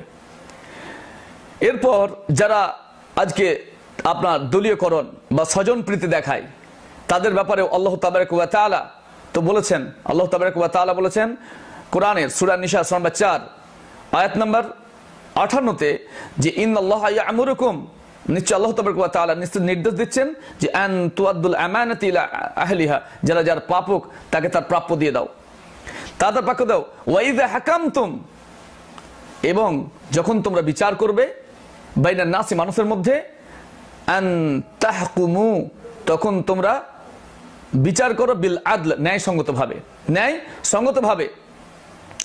আর লাস্টে গিয়ে বলা হচ্ছে যে ইন্নাল্লাহা কানা সামিয়াম বাসীরা, নিশ্চয় আল্লাহ তাবারক ওয়া তাআলা সর্বশ্রোতা, অধিক শুনেন। আল্লাহ তাবারক ওয়া তাআলা শ্রোতা এবং অধিক দ্রষ্টা, তাহলে আল্লাহ শোনেন এবং দেখেন। যেহেতু আল্লাহ তাবারক ওয়া তাআলা প্রত্যেকটা জিনিস শুনছেন, প্রত্যেকটা জিনিস দেখছেন, তাহলে সেক্ষেত্রে করতে হবে কি, যারা দায়িত্ববান সে দায়িত্ব সম্পর্কে তাদের সচেতন থাকতে হবে, দায়িত্বদান সম্পর্কে সচেতন থাকতে হবে। এ ব্যাপারে একটা হাদিস হচ্ছে সহিহ বুখারী কিতাবুল জুমআ বাবুল জুমআতি ফিল কুরা ওয়াল মুদুন, বাবুল জুমআতি ফিল কুরা ওয়াল মুদুন, হাদিস নাম্বার 893। সেখানে বর্ণিত হয়েছে আন্না আব্দুল্লাহ ইবনে উমর, আব্দুল্লাহ ইবনে উমর রাদিয়াল্লাহু তাআলা আনহু থেকে ইয়াকুল, তিনি বলেন সামিয়তু রাসূলুল্লাহ সাল্লাল্লাহু আলাইহি ওয়াসাল্লাম, আমি রাসূল সাল্লাল্লাহু আলাইহি ওয়াসাল্লামকে বলতে শুনেছি কি, ইয়াকুল, তিনি বলেন যে কুল্লুকুম রাইন, তোমরা প্রত্যেকেই রাইন, দায়িত্বশীল, তোমরা প্রত্যেকেই রাখাল, তোমরা প্রত্যেকেই দায়িত্বশীল, রাইন বলা হয়েছে। তাহলে তোমরা প্রত্যেকেই দায়িত্বশীল, এখানে নারী পুরুষ বলা হয়নি, এখানে ধনী দরিদ্র বলা হয়নি, সার্বিকভাবে বলা হয়েছে যে তোমরা প্রত্যেকে দায়িত্বশীল, তোমরা প্রত্যেকে দায়িত্বশীল। ওয়া কুল্লুকুম মাসউলুন আন রাইয়াতিহি, তোমাদের প্রত্যেককে তোমাদের দায়িত্ব সম্পর্কে জিজ্ঞাসা করা হবে। তাহলে কি বলা হলো, যে তোমরা প্রত্যেকেই দায়িত্বশীল, তোমাদের প্রত্যেককে তোমাদের দায়িত্ব সম্পর্কে জিজ্ঞাসা করা হবে। তাহলে আপনি বলেন যদি দেশের প্রধানমন্ত্রী হয় তাহলে পুরো দেশ সম্পর্কে তাকে জিজ্ঞাসা করা হবে, দেশের রাষ্ট্রপতি হলে তাদেরকে পুরো দেশ সম্পর্কে জিজ্ঞাসা করা হবে। অনুরূপভাবে আপনার রাজ্যের ক্ষেত্রে বলেন, আপনার জেলার ক্ষেত্রে বলেন, বা অন্যান্য দেশের প্রধান থেকে মেম্বার পর্যন্ত যে যে এখানে আছে তাকে দায়িত্ব। যারা আলেম তাদেরকে, আলেমদেরকে, যারা মসজিদের মোতাল্লি রয়েছেন, মসজিদ এবং মাদ্রাসার যারা পরিচালক কমিটি রয়েছেন, যারা মসজিদের ইমাম রয়েছেন, তাদেরকেও জিজ্ঞাসা করা হবে। এক কথায় যারা পুলিশ, তাদের পুলিশদেরকে তাদের দায়িত্ব সম্পর্কে প্রত্যেককে, কাউকে ছেড়ে কথা বলা হবে না, কাউকে ছেড়ে কথা বলা না, তাহলে প্রত্যেককে তার দায়িত্ব সম্পর্কে জিজ্ঞাসা করা হবে। তারপর হচ্ছে আল ইমামু রাইন ওয়া মাসউলুন আন রাইয়াতিহি, যারা ইমাম, যারা নেতা, যারা ইমাম, তাদেরকে তাদের দায়িত্ব সম্পর্কে জিজ্ঞাসা করা হবে। আর রাজুল রাইন, এবং একজন ব্যক্তি সেও দায়িত্বশীল, ফি আহলিহি, তার পরিবার সম্পর্কে, ওয়া হুয়া মাসউলুন আন রাইয়াতিহি, তাকেও তার পরিবার সম্পর্কে, তার আহাল সম্পর্কে, তার অধীনস্থ যে যারা রয়েছে তাদের সম্পর্কে জিজ্ঞাসা করা হবে। এক্ষেত্রে বাড়ির গার্জেন যে রয়েছে সেই গার্জেনকে জিজ্ঞাসা করা হবে, বড় ভাইকে তার ছোটদের ব্যাপারে জিজ্ঞাসা করা হবে, স্বামীকে স্ত্রীর সম্পর্কে জিজ্ঞাসা করা হবে, বাপ মাকে সন্তান সন্ততি সম্পর্কে জিজ্ঞাসা করা হবে, এভাবে প্রত্যেককে জিজ্ঞাসা করা হবে। গ্রামের যারা মোড়ল রয়েছে তাদেরকে জিজ্ঞাসা করা হবে, কাউকে ছাড়া হবে না। ওয়াল মারআতু রাইয়াতুন, এবং যারা মহিলা রয়েছে তাদেরকেও জিজ্ঞাসা করা হবে, ফি বাইতি জাওজিহা, তার স্বামীর যে সংসার, তার স্বামীর যে বাড়ি সে সম্পর্কে। ওয়া মাসউলাতুন আন রাইয়াতিহি, তাকে তার মানে সেই দায়িত্ব সম্পর্কে, সংসারের দায়িত্ব সম্পর্কে, তার বাড়ির দায়িত্ব সম্পর্কে জিজ্ঞাসা করা হবে। ওয়াল খাদিম রাইন, এবং খাদিমকে, যারা চাকরিজীবী, যারা খাদিম, তাদেরকে জিজ্ঞাসা করা হবে ফি মালি সাইয়্যিদিহি, যে মালের দায়িত্ব তাদেরকে দেওয়া হয়েছিল, যে মালের দায়িত্ব দেওয়া হয়েছিল সেই মালের দায়িত্ব সম্পর্কে তাদেরকে জিজ্ঞাসা করা হবে। কি বলা হয়েছে, ওয়া মাসউলুন আন রাইয়াতিহি, তাদের যে দায়িত্ব ছিল সেই দায়িত্ব সম্পর্কে। তাহলে আমরা বুঝতে পারলাম সহিহ বুখারীর হাদিস থেকে যে একজন দায়িত্বশীল তার দায়িত্ব থেকে কখনো বাঁচতে পারবে না, কারণ আল্লাহ তাবারক ওয়া তাআলা সবকে জিজ্ঞাসা করবেন। আর এখানে কুল্লুকুম, তোমরা প্রত্যেকেই বলা হয়েছে, কুল্লুকুম রাইন, তোমরা প্রত্যেকে দায়িত্বশীল, সে স্ত্রী হোক বা পুরুষ হোক, সে আপনার মানে মন্ত্রী হোক বা সাধারণ কোনো ব্যক্তি হোক, পরিবারের নেতা হোক, সবকেই, এবং সে স্বামী হোক বা স্ত্রী হোক, সার্বিক ক্ষেত্রে যে যেখানে যে দায়িত্ব নিয়ে আছে সমস্ত দায়িত্বশীলকে জিজ্ঞাসা করা হবে। অতএব কোন প্রকার আমানতের খেয়ানত করলে আল্লাহ তাবারক ওয়া তাআলা ছেড়ে কথা বলবেন না, আল্লাহ তাবারক ওয়া তাআলা ছেড়ে কথা বলবেন না। তারপরে সমাজ আজকে মিথ্যাচার চলছে, অথচ কোরআনে বলা হয়েছে ফাজতানিবু, তোমরা ত্যাগ করো, তোমরা ছাড়ো কাউলুজ জুর, সূরা নাম্বার 22, সূরা হজ আয়াত নাম্বার 30 এসেছে, ওয়াজতানিবু কাউলাজ জুর, তোমরা মিথ্যা কথা পরিত্যাগ করো। অথচ আজকে দেখা যাচ্ছে মিথ্যা, সব জায়গাতে মিথ্যা, প্রতারণা, এখন এক কথা দিলে তারপরে নাই, এই মিথ্যা মিথ্যা মিথ্যা মিথ্যা, ব্যবসা বাণিজ্য থেকে শুরু করে সব জায়গায় মিথ্যা আর প্রতারণা। স্বামী স্ত্রীতে মিথ্যা, সন্তান সন্ততিতে মিথ্যা, বা পরিবারে মিথ্যা, রাস্তাঘাটে মিথ্যা, মিথ্যার মিথ্যা, মিথ্যা ছয়লব, উকিলদের উকালতিতে মিথ্যা, কেসকে জিতানোর জন্য দেখাচ্ছে অন্যায়ভাবে কোনো উকিল ন্যায় সত্যকে মিথ্যা, মিথ্যাকে সত্য এভাবে বানিয়ে দিচ্ছে, জজের আপনার ঘুষ খেয়ে মিথ্যা, সব জায়গায় মিথ্যা চলছে। এসব মিথ্যা আল্লাহ তাবারক ওয়া তাআলা বরদাস্ত করবেন না। আর আমরা জানি এক্ষেত্রে সহিহ বুখারী কিতাবুল ঈমান বাবু আলামাতিল মুনাফিক বলে একটা অনুচ্ছেদ এসেছে, তার 33 নম্বর হাদিসে আবু হুরায়রা রাদিয়াল্লাহু আনহু থেকে বর্ণিত হয়েছে, তিনি বলেন আনি নবী সাল্লাল্লাহু আলাইহি ওয়াসাল্লাম, রাসূল সাল্লাল্লাহু বলেছেন কি, আলামাতুল মুনাফিকি সালাস, মুনাফিকদের আলামত হচ্ছে 3টি। ইযা হাদাসা কাযাবা, যখন কথা বলে মিথ্যা বলবে, মিথ্যা কথা বলবে। ওয়াইদা ওয়াদা আখলাফা, এবং যখন ওয়াদা করবে, যখন প্রতিশ্রুতি দিবে, প্রতিশ্রুতি ভঙ্গ করবে, ওয়াদার খেলাফ করবে। ওয়াইদা তুমিনা খানা, এবং তাদেরকে আমানত দেওয়া হলে আমানতের খেয়ানত করবে। এখন বর্তমানে এটা দেখা যাচ্ছে, এটা কমন। এখন মুসলিমদের মধ্যে যারা আজকে নিজেকে মুসলিম বলে দাবি করে, নবীর মোহাম্মদকারী বলে, নিজেকে আহলে সুন্নাল জামা বা আসহাবুল হাদিস বলছে, তারপরেও তাদের মধ্যে এই ধরনের জিনিসগুলো দেখা যাচ্ছে। এটা কিভাবে সম্ভব? আর মুনাফিকদের ঠিকানার ব্যাপারে আপনার সূরা নিসা 4 আয়াত নাম্বার 145-এ বলা হয়েছে যে ইন্নাল মুনাফিকিনা ফি দারকিল আসফালি মিনান নার, মুনাফিকদেরকে জাহান্নামের সবথেকে নিকৃষ্ট জায়গা, নিচু জায়গা, নিচু স্তর, সেখানে দেওয়া হবে। তাহলে এটা হচ্ছে আপনার মুনাফিকদের অবস্থা। তাহলে মুনাফিকদের তিনটা নিশানা আমরা পেলাম। একটা কি? যে যখন কথা বলে মিথ্যা বলবে, যখন ওয়াদা করবে খেলাফ করবে, প্রতিশ্রুতি ভঙ্গ করবে, আর আমানতের খেয়ানত করবে। অর্থাৎ কোনো আমানত তার কাছে এলো, যদি ধরুন কোনো দায়িত্ব নিয়ে আছে, দেশের প্রধান হোক বা আর অন্যান্য কোনো জায়গার ব্যক্তি হোক, বা আপনার মেম্বার মাতব্বর সে যাই হোক না কেন, সরকারি কোনো সম্পদ এলো, বা কেউ কিছু দিতে দিলে, বা কেউ কাউ কিছু রাখতে দিলে, তো সেই জিনিসটা সঠিকভাবে না দিয়ে তার বেশিরভাগে তছনছ করে দিয়ে হয়তো দিলই না, কিংবা দিল তো আংশিক দিল, যেটা তার প্রাপ্য সেটা তার দিল না, আমানতের খেয়ানত করলো। বা যথাসময়ে যে জিনিস দিয়েছিল সেটা সেই জিনিস যথাসময় ফেরত দিল না, এটা হচ্ছে আমানতের খেয়ানত করা। তো এইগুলো যারা করছে তারা মুনাফিকের অন্তর্ভুক্ত, তাদের ঠিকানা হচ্ছে জাহান্নামের সবথেকে নিচু স্তর। অতএব এদিকে সাবধান থাকতে হবে। আজকে সরকারি যারা অর্থ ব্যয় করছেন, অর্থ অন্যায়ভাবে খরচা করছেন, তাদের ব্যাপারেও বলা যেতে পারে যে আজকে হয়তো সরকারি বা অন্যান্য জায়গায় তারা দায়িত্বশীল হয়েছেন, সেই জায়গার অর্থগুলো অন্যায়ভাবে ব্যয় করছে, পরবর্তীতে বিভিন্ন রকম ঘাপলা, অমুক মন্ত্রী এত কোটি টাকা মেরে নিয়েছে, অমুক ব্যক্তি অত কোটি টাকা এই করেছে, তছনছ করেছে, এভাবে আমরা শুনতে পাই। অথচ যদি সে মুসলিম হয় সেটা করতে পারে না। কারণ সহিহ বুখারী কিতাবুজ যাকাতের 1477 নম্বর হাদিসে বলা হয়েছে এই ধরনের ব্যক্তিদের জন্য রাসূলুল্লাহ বলেছেন যে ইন্নাল্লাহা কারিহা লাকুম সালাসান, নিশ্চয় আল্লাহ তাবারক ওয়া তাআলা তোমাদের তিনটি জিনিসকে খুব খারাপ মনে করেন, অপছন্দ করেন। সেটা কি? কিল ওয়াল কাল, অধিক বকবক করা, অধিক কথা বলা। অধিক কথা বলা এটাকে আল্লাহ তাবারক ওয়া তাআলা ভালোবাসেন না। কিল ওয়াল কাল, অপচয়, ফালতু বকা, এটা আল্লাহ পছন্দ করেন না। ওয়া ইযাআতুল মাল, অর্থের অপচয় করা, যেখানে সেখানে যাতে বাড়ি, ফ্ল্যাট, বাংলা যা প্রয়োজন তার থেকে বেশি করা। একখানা গাড়ির দরকার 5খানা গাড়ি করে রেখেছে, দেখা যাচ্ছে একটা বাড়ির দরকার 10খানা বাড়ি করে রেখেছে, বিলাসিতা দেখানোর জন্য। একটা জামার দরকার 1000টা জামা কিনে রেখেছে, অথচ তার যে দায়িত্ব ছিল তার পরিবারের প্রতি হওয়ার পাশাপাশি তার প্রতিবেশীর প্রতি, মুসলিম দরিদ্র মুসলিমদের প্রতি, তারপরে আপনার এতিমদের প্রতি, মাওয়ারদের প্রতি, ইসলামিক প্রচার প্রসারে, আল্লাহর আইনকে বাস্তবায়নের ক্ষেত্রে সেদিকে চিন্তা নেই। সেদিক খরচা না করে অপচয় খরচা। সেখানে দেখাচ্ছে একটা টিভিতে কাজ হয় না, এখন পর্দা বা অন্য কিছু কিনেছে, এখন যত নতুন লেটেস্ট জিনিস বের হয় সেটা সে আগে কিনে, একটা গাড়ি কিনলো, কিছুদিন পরে সেটা চেঞ্জ করে নিল, সেটা পয়সার বড়াই দেখিয়ে, বা দেখা যাচ্ছে কোনো অর্থ ভালো জায়গায় আছে তো সেই জায়গার অর্থ তছনছ করে আপনার দেখা যাচ্ছে সেই জিনিসগুলো করছে। তো এখানে আল্লাহ তাবারক ওয়া তাআলা এটা পছন্দ করেন না। ওয়া ইযাআতুল মাল, তারা মালের অর্থ তছনছ করে, মালের অপব্যবহার করে। তারপরে বলা হচ্ছে ওয়া কাসরাতাস সুআল, এবং ফালতু ফালতু বেশি বেশি প্রশ্ন করা, অধিক পরিমাণে প্রশ্ন করা। তো যারা অধিক প্রশ্ন করে সেটা আল্লাহ পছন্দ করেন না। সীমিত, না জানলে করতে হবে, কিন্তু একের পর এক প্রশ্ন, প্রশ্ন পর প্রশ্ন, প্রশ্ন পর প্রশ্ন, কথা এক থাকলো। যেমন আজকে দেখাচ্ছে যে টিভি চ্যানেলে যেসব খবর বা নিউজ চ্যানেলগুলোতে রয়েছে, তাতে শুধু শুধু ভালো মানুষগুলো এসে হয়রানি এবং বিভিন্ন ফালতু ফালতু প্রশ্ন, জানছে যে ব্যক্তি এটা নয়। আর যেমন দেখা যায় আজকে তো আমাদের দেশ তথা ভারতবর্ষ এবং বাইরের বিভিন্ন দেশ, সেগুলো মুসলিম কান্ট্রি বলে নিজের প্রচার করলেও সেসব জায়গাতেই ফালতু ফালতু কথা বাড়িয়ে, কথার পরে কথা বাড়িয়ে বিভিন্ন রকম শান্তির জায়গায় অশান্তি নিয়ে আসতেছে। এই মিডিয়াগুলো আজকে সব থেকে বেশি আপনার দুর্নীতিপরায়ণ হয়ে পড়েছে। অর্থাৎ এই মিডিয়াগুলোকে সৎ হওয়া উচিত, তাদের ফালতু বকবক না করে যেটা সৎ নিউজ, সঠিক নিউজ, সেটা মানুষের কাছে নিয়ে আসা উচিত। ফালতু ফালতু মানুষকে প্রশ্ন করে হয়রানি করার কোনো যুক্তি নেই, এটা করা উচিত। তারপরে আপনার ওয়াদা খেলাপ যারা করছে, এই ওয়াদা খেলাপটা আল্লাহ তাবারক ওয়া তাআলা পছন্দ করেন না। এই জন্য আল্লাহ তাবারক ওয়া তাআলা সূরা মাইদার প্রথমেই বলেছেন যে ইয়া আইয়ুহাল্লাযীনা আমানু আউফু বিল উকুদ, হে ইমানদারগণ তোমরা যে ওয়াদা করেছো সেই ওয়াদা পূর্ণ করো, ওয়াদা পূর্ণ করো। অতএব এটা করা যাবে না। মিথ্যা সাক্ষী, এটাও যদি দেয় এটাও আপনার বড় জুরুম, এটাও বড় জুরুম বলা হয়েছে।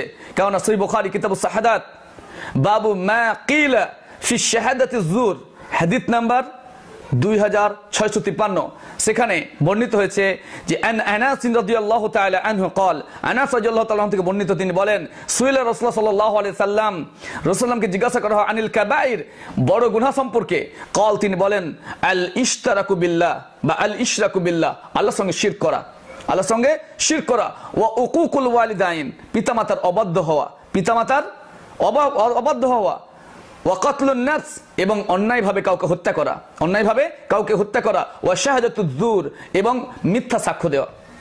টাকার জন্য আজকে মানুষ যে অন্যায় করেনি তার ক্ষেত্রেও দেখে টাকা খেয়ে আপনার উল্টাপাল্টা সাক্ষ্য দিচ্ছে, তো এগুলো করা যাবে না। তারপরে ঘুষের ব্যাপারে একটা হাদিস এসেছে আপনার সুনান ইবনে মাজাহ কিতাবুল আহকামে হাদিস নাম্বার 2323। হাদিসটা সম্পর্কে অনেকে মন্তব্য করেছেন যেটা যায়িফ, তবে কথাটা অনেক ভালো যে লাআনাতুল্লাহি আল্লাহ লাআনত করেছেন আলা রাশি ওয়াল মুরতাশি যারা ঘুষ খায় এবং ঘুষ দেয় উভয়ের উপরে আল্লাহ লাআনত। তো আল্লাহ লাআনত হচ্ছে ওদের উপরে যারা ঘুষ খায় এবং যারা ঘুষ দেয়। আজকে কোন জায়গায় ঘুষ নেই বলুন? একটা কাজ আপনি পাবেন, সেই কাজের জন্য গেলেন তো ঘুষ দিয়ে ঢুকতে হবে, যোগ্যতা থাক আর না থাক সে দেখলে আপনি যে ঘুষ দিতে পারবে তার সে কাজ পাবে। কোনো আপনার মাল আপনি কোনো থেকে পাবেন, কোনো সরকারি সংস্থা থেকে সাহায্য পাবেন, এমনকি হসপিটালে গেলে, থানা গেলে, যেখানে যাবেন সেখানে ঘুষ আর ঘুষ, ঘুষ আর ঘুষ, ঘুষ আর ঘুষ। একটা কাজ টেন্ডার নিতে যাবেন তাতেই ঘুষ, সব জায়গায় ঘুষ, ঘুষ আর ঘুষ। অথচ আল্লাহ তাবারক ওয়া তাআলা যারা ঘুষ লেনেওয়ালা এবং যারা ঘুষ দেনেওয়ালা উভয়ের প্রতি লানত করেছেন। আজকে পৃথিবীর যে দুর্নীতি এই ঘুষের কারণে অনেকটা বেড়ে গেছে। অতএব ঘুষ ত্যাগ করতে হবে। কোন মুসলিম তো করতেই পারে না, সাধারণভাবে যারা মানুষ রয়েছেন, যাদের বিবেক বুদ্ধি রয়েছে, চিন্তা চেতন রয়েছে, তারা ঘুষে কাজ করতে পারে না। লাস্টে বর্তমান বিশ্বে সব থেকে বড় একটি সমস্যা হচ্ছে সন্ত্রাস বা টেরোরিজম বা টেররিস্ট। এই আতঙ্কবাদ বা সন্ত্রাস ইসলামকে কোনো অবস্থাতে সাপোর্ট করে না, বরং ইসলামে এটা সম্পূর্ণরূপে নিষিদ্ধ। ইসলাম অন্যায়ভাবে একটা পিঁপড়ে মারতে হুকুম দেয় না। আপনি বিনা দোষে কাউকে কোনো মারতে দেন না। দ্বিতীয়ত, যদি মানুষে কোনো অন্যায় করে ফেলে তার জন্য শাস্তি রয়েছে, তার জন্য হাকিম রয়েছে, তার জন্য বিচারক রয়েছে। আপনি নিজের হাতে অস্ত্র উঠিয়ে নিতে পারেন না, কেননা সবাই যদি অস্ত্র নেয় তাহলে তো পৃথিবীতে বিশৃঙ্খলা সৃষ্টি হবে। এই জন্য দেশের যে বিচারক রয়েছে, যে আপনার সংবিধান রয়েছে, দেশের যে প্রশাসন রয়েছে, সেই প্রশাসনের হাতে আপনার বিচার তুলে দিতে হবে এবং প্রশাসনের কাছ থেকে বা দেশের হাকিমের কাছে যে বিচার পাওয়া যাবে সেই বিচারটাই আমাদের কাছে বিচার বলে গৃহীত হবে। আপনি নিজে থেকে অস্ত্র উঠিয়ে নিয়ে কাউকে হত্যা করতে পারেন না, বরং অন্যায়ভাবে যদি কাউকে হত্যা করেন, সে শিশু হোক, সে নারী হোক, সে অন্য কিছু হোক, বা আপনার এগুলো তো ইসলামে সম্পূর্ণরূপে হারাম। এখানে সাধারণভাবে অন্যায়ভাবে কাউকে হত্যা করতে পারেন না। আপনি কোন দেশের মানুষ, আর একটা দেশকে আপনি অন্যায়ভাবে অগ্রাসন করতে পারেন না। আপনি একটা দেশের মানুষ, অন্য দেশের প্রতি আপনি অত্যাচার চালাতে পারেন না। আপনি একটা দেশের মানুষ, আর একটা দেশের মানুষকে আপনি কোনোভাবে ক্ষতিগ্রস্ত করতে পারেন না। আপনি একটা জাতির মানুষ, আর একটা জাতিকে কষ্ট দিতে পারেন না।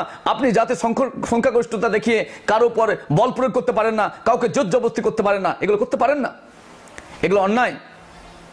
এই জন্যই আমরা যদি দেখি কোরআনের সূরা মাইদা 5 নম্বর সূরা এর 32 নম্বর আয়াতে আল্লাহ তাবারক ওয়া তাআলা বলেন যে মান কাতালা নাফসান বিগাইরি নাফসিন আও ফাসাদিন ফিল আরদি। মান কাতালা, যে ব্যক্তি হত্যা করলো, নাফসান কোন ব্যক্তিকে, বিগাইরি নাফসিন অন্যায়ভাবে, আও ফাসাদিন ফিল আরদ বা পৃথিবীতে ফাসাদ করার কারণে। যদি কোনো ব্যক্তিকে অন্যায়ভাবে হত্যা করলো কিংবা পৃথিবীতে ফাসাদ দুর্নীতি ছড়ালো, এর শাস্তি ছাড়া, এর শাস্তি কে দেবে? এর শাস্তি হাকিম দেবে, এর শাস্তি জজ দেবে। তার শাস্তি ঘোষণা হবে, সেটা সরকারের রুলস অনুযায়ী তাকে শাস্তি দেওয়া হবে। যদি এই কারণ ছাড়া সে সরকার হোক, সে প্রশাসন হোক, যদি অন্যায়ভাবে বা শেষ কোনো সাধারণ মানুষ হোক, কি করবে? ফাকান্নামা কাতালান নাস জামিয়া। যদি অন্যায়ভাবে কাউকে হত্যা করা হয় তাহলে কি হবে? সে যেন পুরো মানব জাতিকে হত্যা করলো। তাহলে বৈধ কারণে সরকার কাউকে বা প্রশাসন বা হাকিম কাউকে শাস্তি দিতে পারে বৈধ কারণে, যদি কেউ অন্যায় করে থাকে, দুনিয়াতে অশান্তি সৃষ্টি করেছে, আপনার করাপশন ছড়িয়েছে, আপনার কাউকে হত্যা করেছে, আপনার বম ব্লাস্ট করেছে, শিশু হত্যা করেছে, সমাজকে নষ্ট করেছে, এ ধরনের করলে সরকার শাস্তি দেবে। এর জন্য মানুষ নিজের হাতে বিচার পন্থা তুলে নিতে পারে না।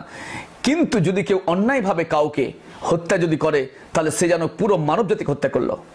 ওয়ামান আহইয়াহা, আর যদি কেউ কাউকে বাঁচিয়ে নেয়, কেউ কারো জীবন রক্ষা করে, ফাকান্নামা আহিয়ান নাসি জামিয়া, সে যেন পুরো মানব জাতিকে বাঁচালো, সে যেন পুরো মানব জাতিকে রক্ষা করলো। আপনি জানেন আমাদের দয়াল নবী রাসূলুল্লাহ সাল্লাল্লাহু আলাইহি সাল্লাম কত দয়ালু ছিলেন। কোন রাজা এমন রয়েছে, কোন আপনার যুদ্ধের সেনাপতি এমন রয়েছে, কোন এমন কমান্ডার রয়েছে যে যুদ্ধের ময়দানে গিয়ে বেছে বেছে যারা আপনার অন্যায়কারী বা যারা আমাদের প্রতিদ্বন্দ্বী তাদের সাথে মানে যুদ্ধ চলছে, সেক্ষেত্রে নারীকে হত্যা করবে না, শিশুকে হত্যা করবে না, বৃদ্ধকে হত্যা করবে না, একথা কে বলবে? একথা কে বলবে? এক্ষেত্রে আপনারা যদি দেখেন সহিহ বুখারী কিতাবুল জিহাদ ওয়াস সিয়ার বাবু কাতলিন নিসাই ফিল হারবি হাদিস নাম্বার 3015, সেখানে হাদিস এভাবে বর্ণিত হয়েছে, আন নাফিইন আন ইবনে উমর রাদিয়াল্লাহু তাআলা আনহুমা, নাফি বর্ণনা করছেন উমর ইবনে খাত্তাব রাদিয়াল্লাহু তাআলা আনহুমা থেকে, ইবনে উমর রাদিয়াল্লাহু তাআলা আনহু থেকে তিনি বর্ণনা করছেন, قال, তিনি বলেন, উজিদাতিম রাআতুন মাকতুলাতান ফি বাদি মাগাদি রাসূলুল্লাহ সাল্লাল্লাহু আলাইহি ওয়াসাল্লাম, রাসূল সাল্লাম কোন এক যুদ্ধে কোন কতল হওয়া কোন মহিলাকে দেখতে পেলেন, কোন মহিলাকে পেয়ে গেলেন। ফানাহা রাসূলুল্লাহ সাল্লাল্লাহু আলাইহি ওয়াসাল্লাম নিষেধ করলেন কি, আনিল কাতলিন নিসাই, তোমরা কোন মহিলাকে যুদ্ধক্ষেত্রে হলেও হত্যা করবে না, তাদের বিরুদ্ধে তরবারি ধরবে না, তাদের বিরুদ্ধে অস্ত্র উঠাবে না, ওয়াসিবিয়ান, এবং কোন শিশুকে তোমরা হত্যা করবে না। আল্লাহ তাবারক ওয়া তাআলা এমন এক দিন পাঠিয়েছেন, আর তার মধ্যে এমন এক দয়ার নবীকে পাঠালেন যে নবী সাল্লাল্লাহু আলাইহি সাল্লাম তিনি করলেন কি, যে যুদ্ধের মধ্যে সামওয়াত অফ গাজওয়াত, অর্থাৎ যুদ্ধের মধ্যে রাসূলুল্লাহ ফাউন্ড কিড ওম্যান, একজন মহিলাকে মরা আপনার কতল হওয়া মহিলাকে দেখলেন, এবং মানে রাসূল সাল্লাল্লাহু আলাইহি ওয়াসাল্লাম ফরবিডেন, নিষেধ করলেন যে তোমরা করবে কি, কখনোই forbid the killing of woman and children, তোমরা কখনোই মহিলাদেরকে এবং শিশুদেরকে হত্যা করবে না, কখনো মহিলাদেরকে এবং শিশুদেরকে হত্যা করবে না।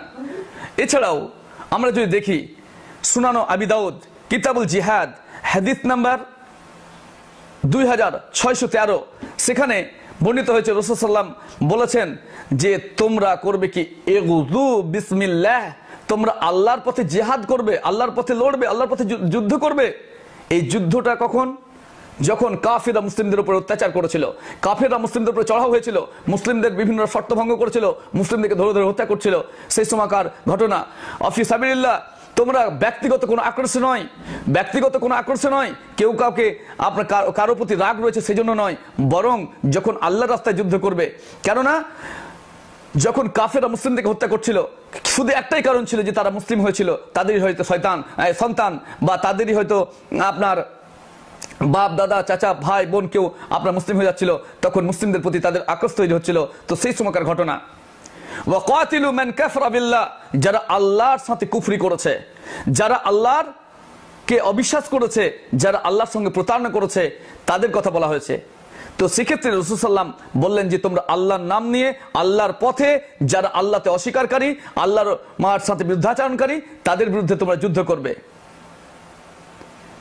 কথা বলার পর লাস্টে গিয়ে রাসূল সাল্লাল্লাহু আলাইহি ওয়াসাল্লাম বলছেন যে ওয়ালা তাকতুলু ওয়ালিদা, তোমরা কখনো শিশুদেরকে হত্যা করবে না। আজকে দেখুন বিভিন্ন জায়গায় ধর্মের নামে, সে মুসলিম সন্ত্রাসী হোক, সে হিন্দু হোক, সে খ্রিস্টান হোক, সে জৈন হোক, সে বুদ্ধিস্ট হোক, বিভিন্ন দেশের কি অবস্থা দেখুন। আপনি দেখুন মায়ানমার, আপনি দেখুন সিরিয়া, আপনি দেখুন ইরাক, ইরান, আফগানিস্তান থেকে শুরু করে বিভিন্ন দেশ এবং ভারতের বিভিন্ন জায়গায় এবং বিভিন্ন রাষ্ট্রে আপনার কি অবস্থা। আপনি দেখুন প্যালেস্টাইন, সে বিভিন্ন জায়গায় মানুষদেরকে অন্যায়ভাবে হত্যা করা হচ্ছে। সেখানে আপনার ভারতবর্ষের বিভিন্ন জায়গায় বিভিন্ন দেশের লোক আপনার সন্ত্রাসী হামলা চালিয়ে আপনার বম ব্লাস্ট করছে। ইসলামিকগুলো হারাম, এর কোন স্থান নেই। সেখানে শিশু, কোন নিরীহ মানুষ, আপনার বিভিন্ন নারী, বিভিন্ন বৃদ্ধ, তারা কিছুই জানে না, শুধু শুধু রেল স্টেশনে কিংবা দেখা যাচ্ছে কোনো শহরে কোন টাউনে আপনার হত্যাকাণ্ড চালানো হচ্ছে। এগুলো সম্পূর্ণরূপে ইসলামে হারাম করা হচ্ছে, এগুলো সম্পূর্ণরূপে ইসলামে হারাম করা হয়েছে। এমনকি যদি মুসলিম দেশ হয় আর সেই দেশে যদি কোনো জিম্মি অর্থাৎ মুসলিম দেশে বসবাসকারী কোন আপনার খাজনা যারা দিয়ে থাকে, যারা জিজিয়া দিয়ে থাকে, খাজনা দিয়ে থাকে, তো এই খাজনা প্রদানকারী কোন অমুসলিমকে অন্যায়ভাবে যদি কেউ অত্যাচার করে, তার বিরুদ্ধে যদি লড়াই করে, সেক্ষেত্রে বলা হয়েছে মান কাতালা মুআহাদান, যে ব্যক্তি জিম্মির সঙ্গে লড়াই করবে, লাম ইয়ারিহি, তারা গন্ধ পাবে না, তারা গন্ধ পাবে না।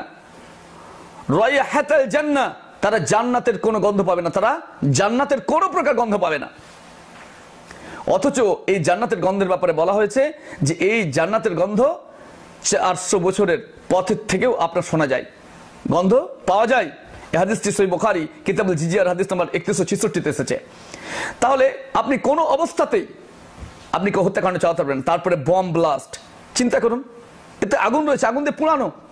ইসলামে আপনি যদি দেখুন সুনান আবি দাউদ কিতাবুল জিহাদ বাবুন ফি কারাহিয়াতি হারকিল আদুবি ফিন্নার বলে অনুচ্ছেদ আনা হয়েছে। সেই অনুচ্ছেদের 2675 নম্বর হাদিসে বলা হয়েছে যে ইন্নাহু লা ইয়ামবাগি আন ইউআযযিবা বিন-নারি ইল্লা রাব্বুন নার, ইল্লা রাব্বুন নার, তোমরা কাউকে পানিশমেন্ট দিতে পারবে না, কাউকে শাস্তি দিতে পারবে না আগুন দিয়ে পুড়িয়ে, শুধুমাত্র আল্লাহ ছাড়া, যে আগুনের রব সে ছাড়া।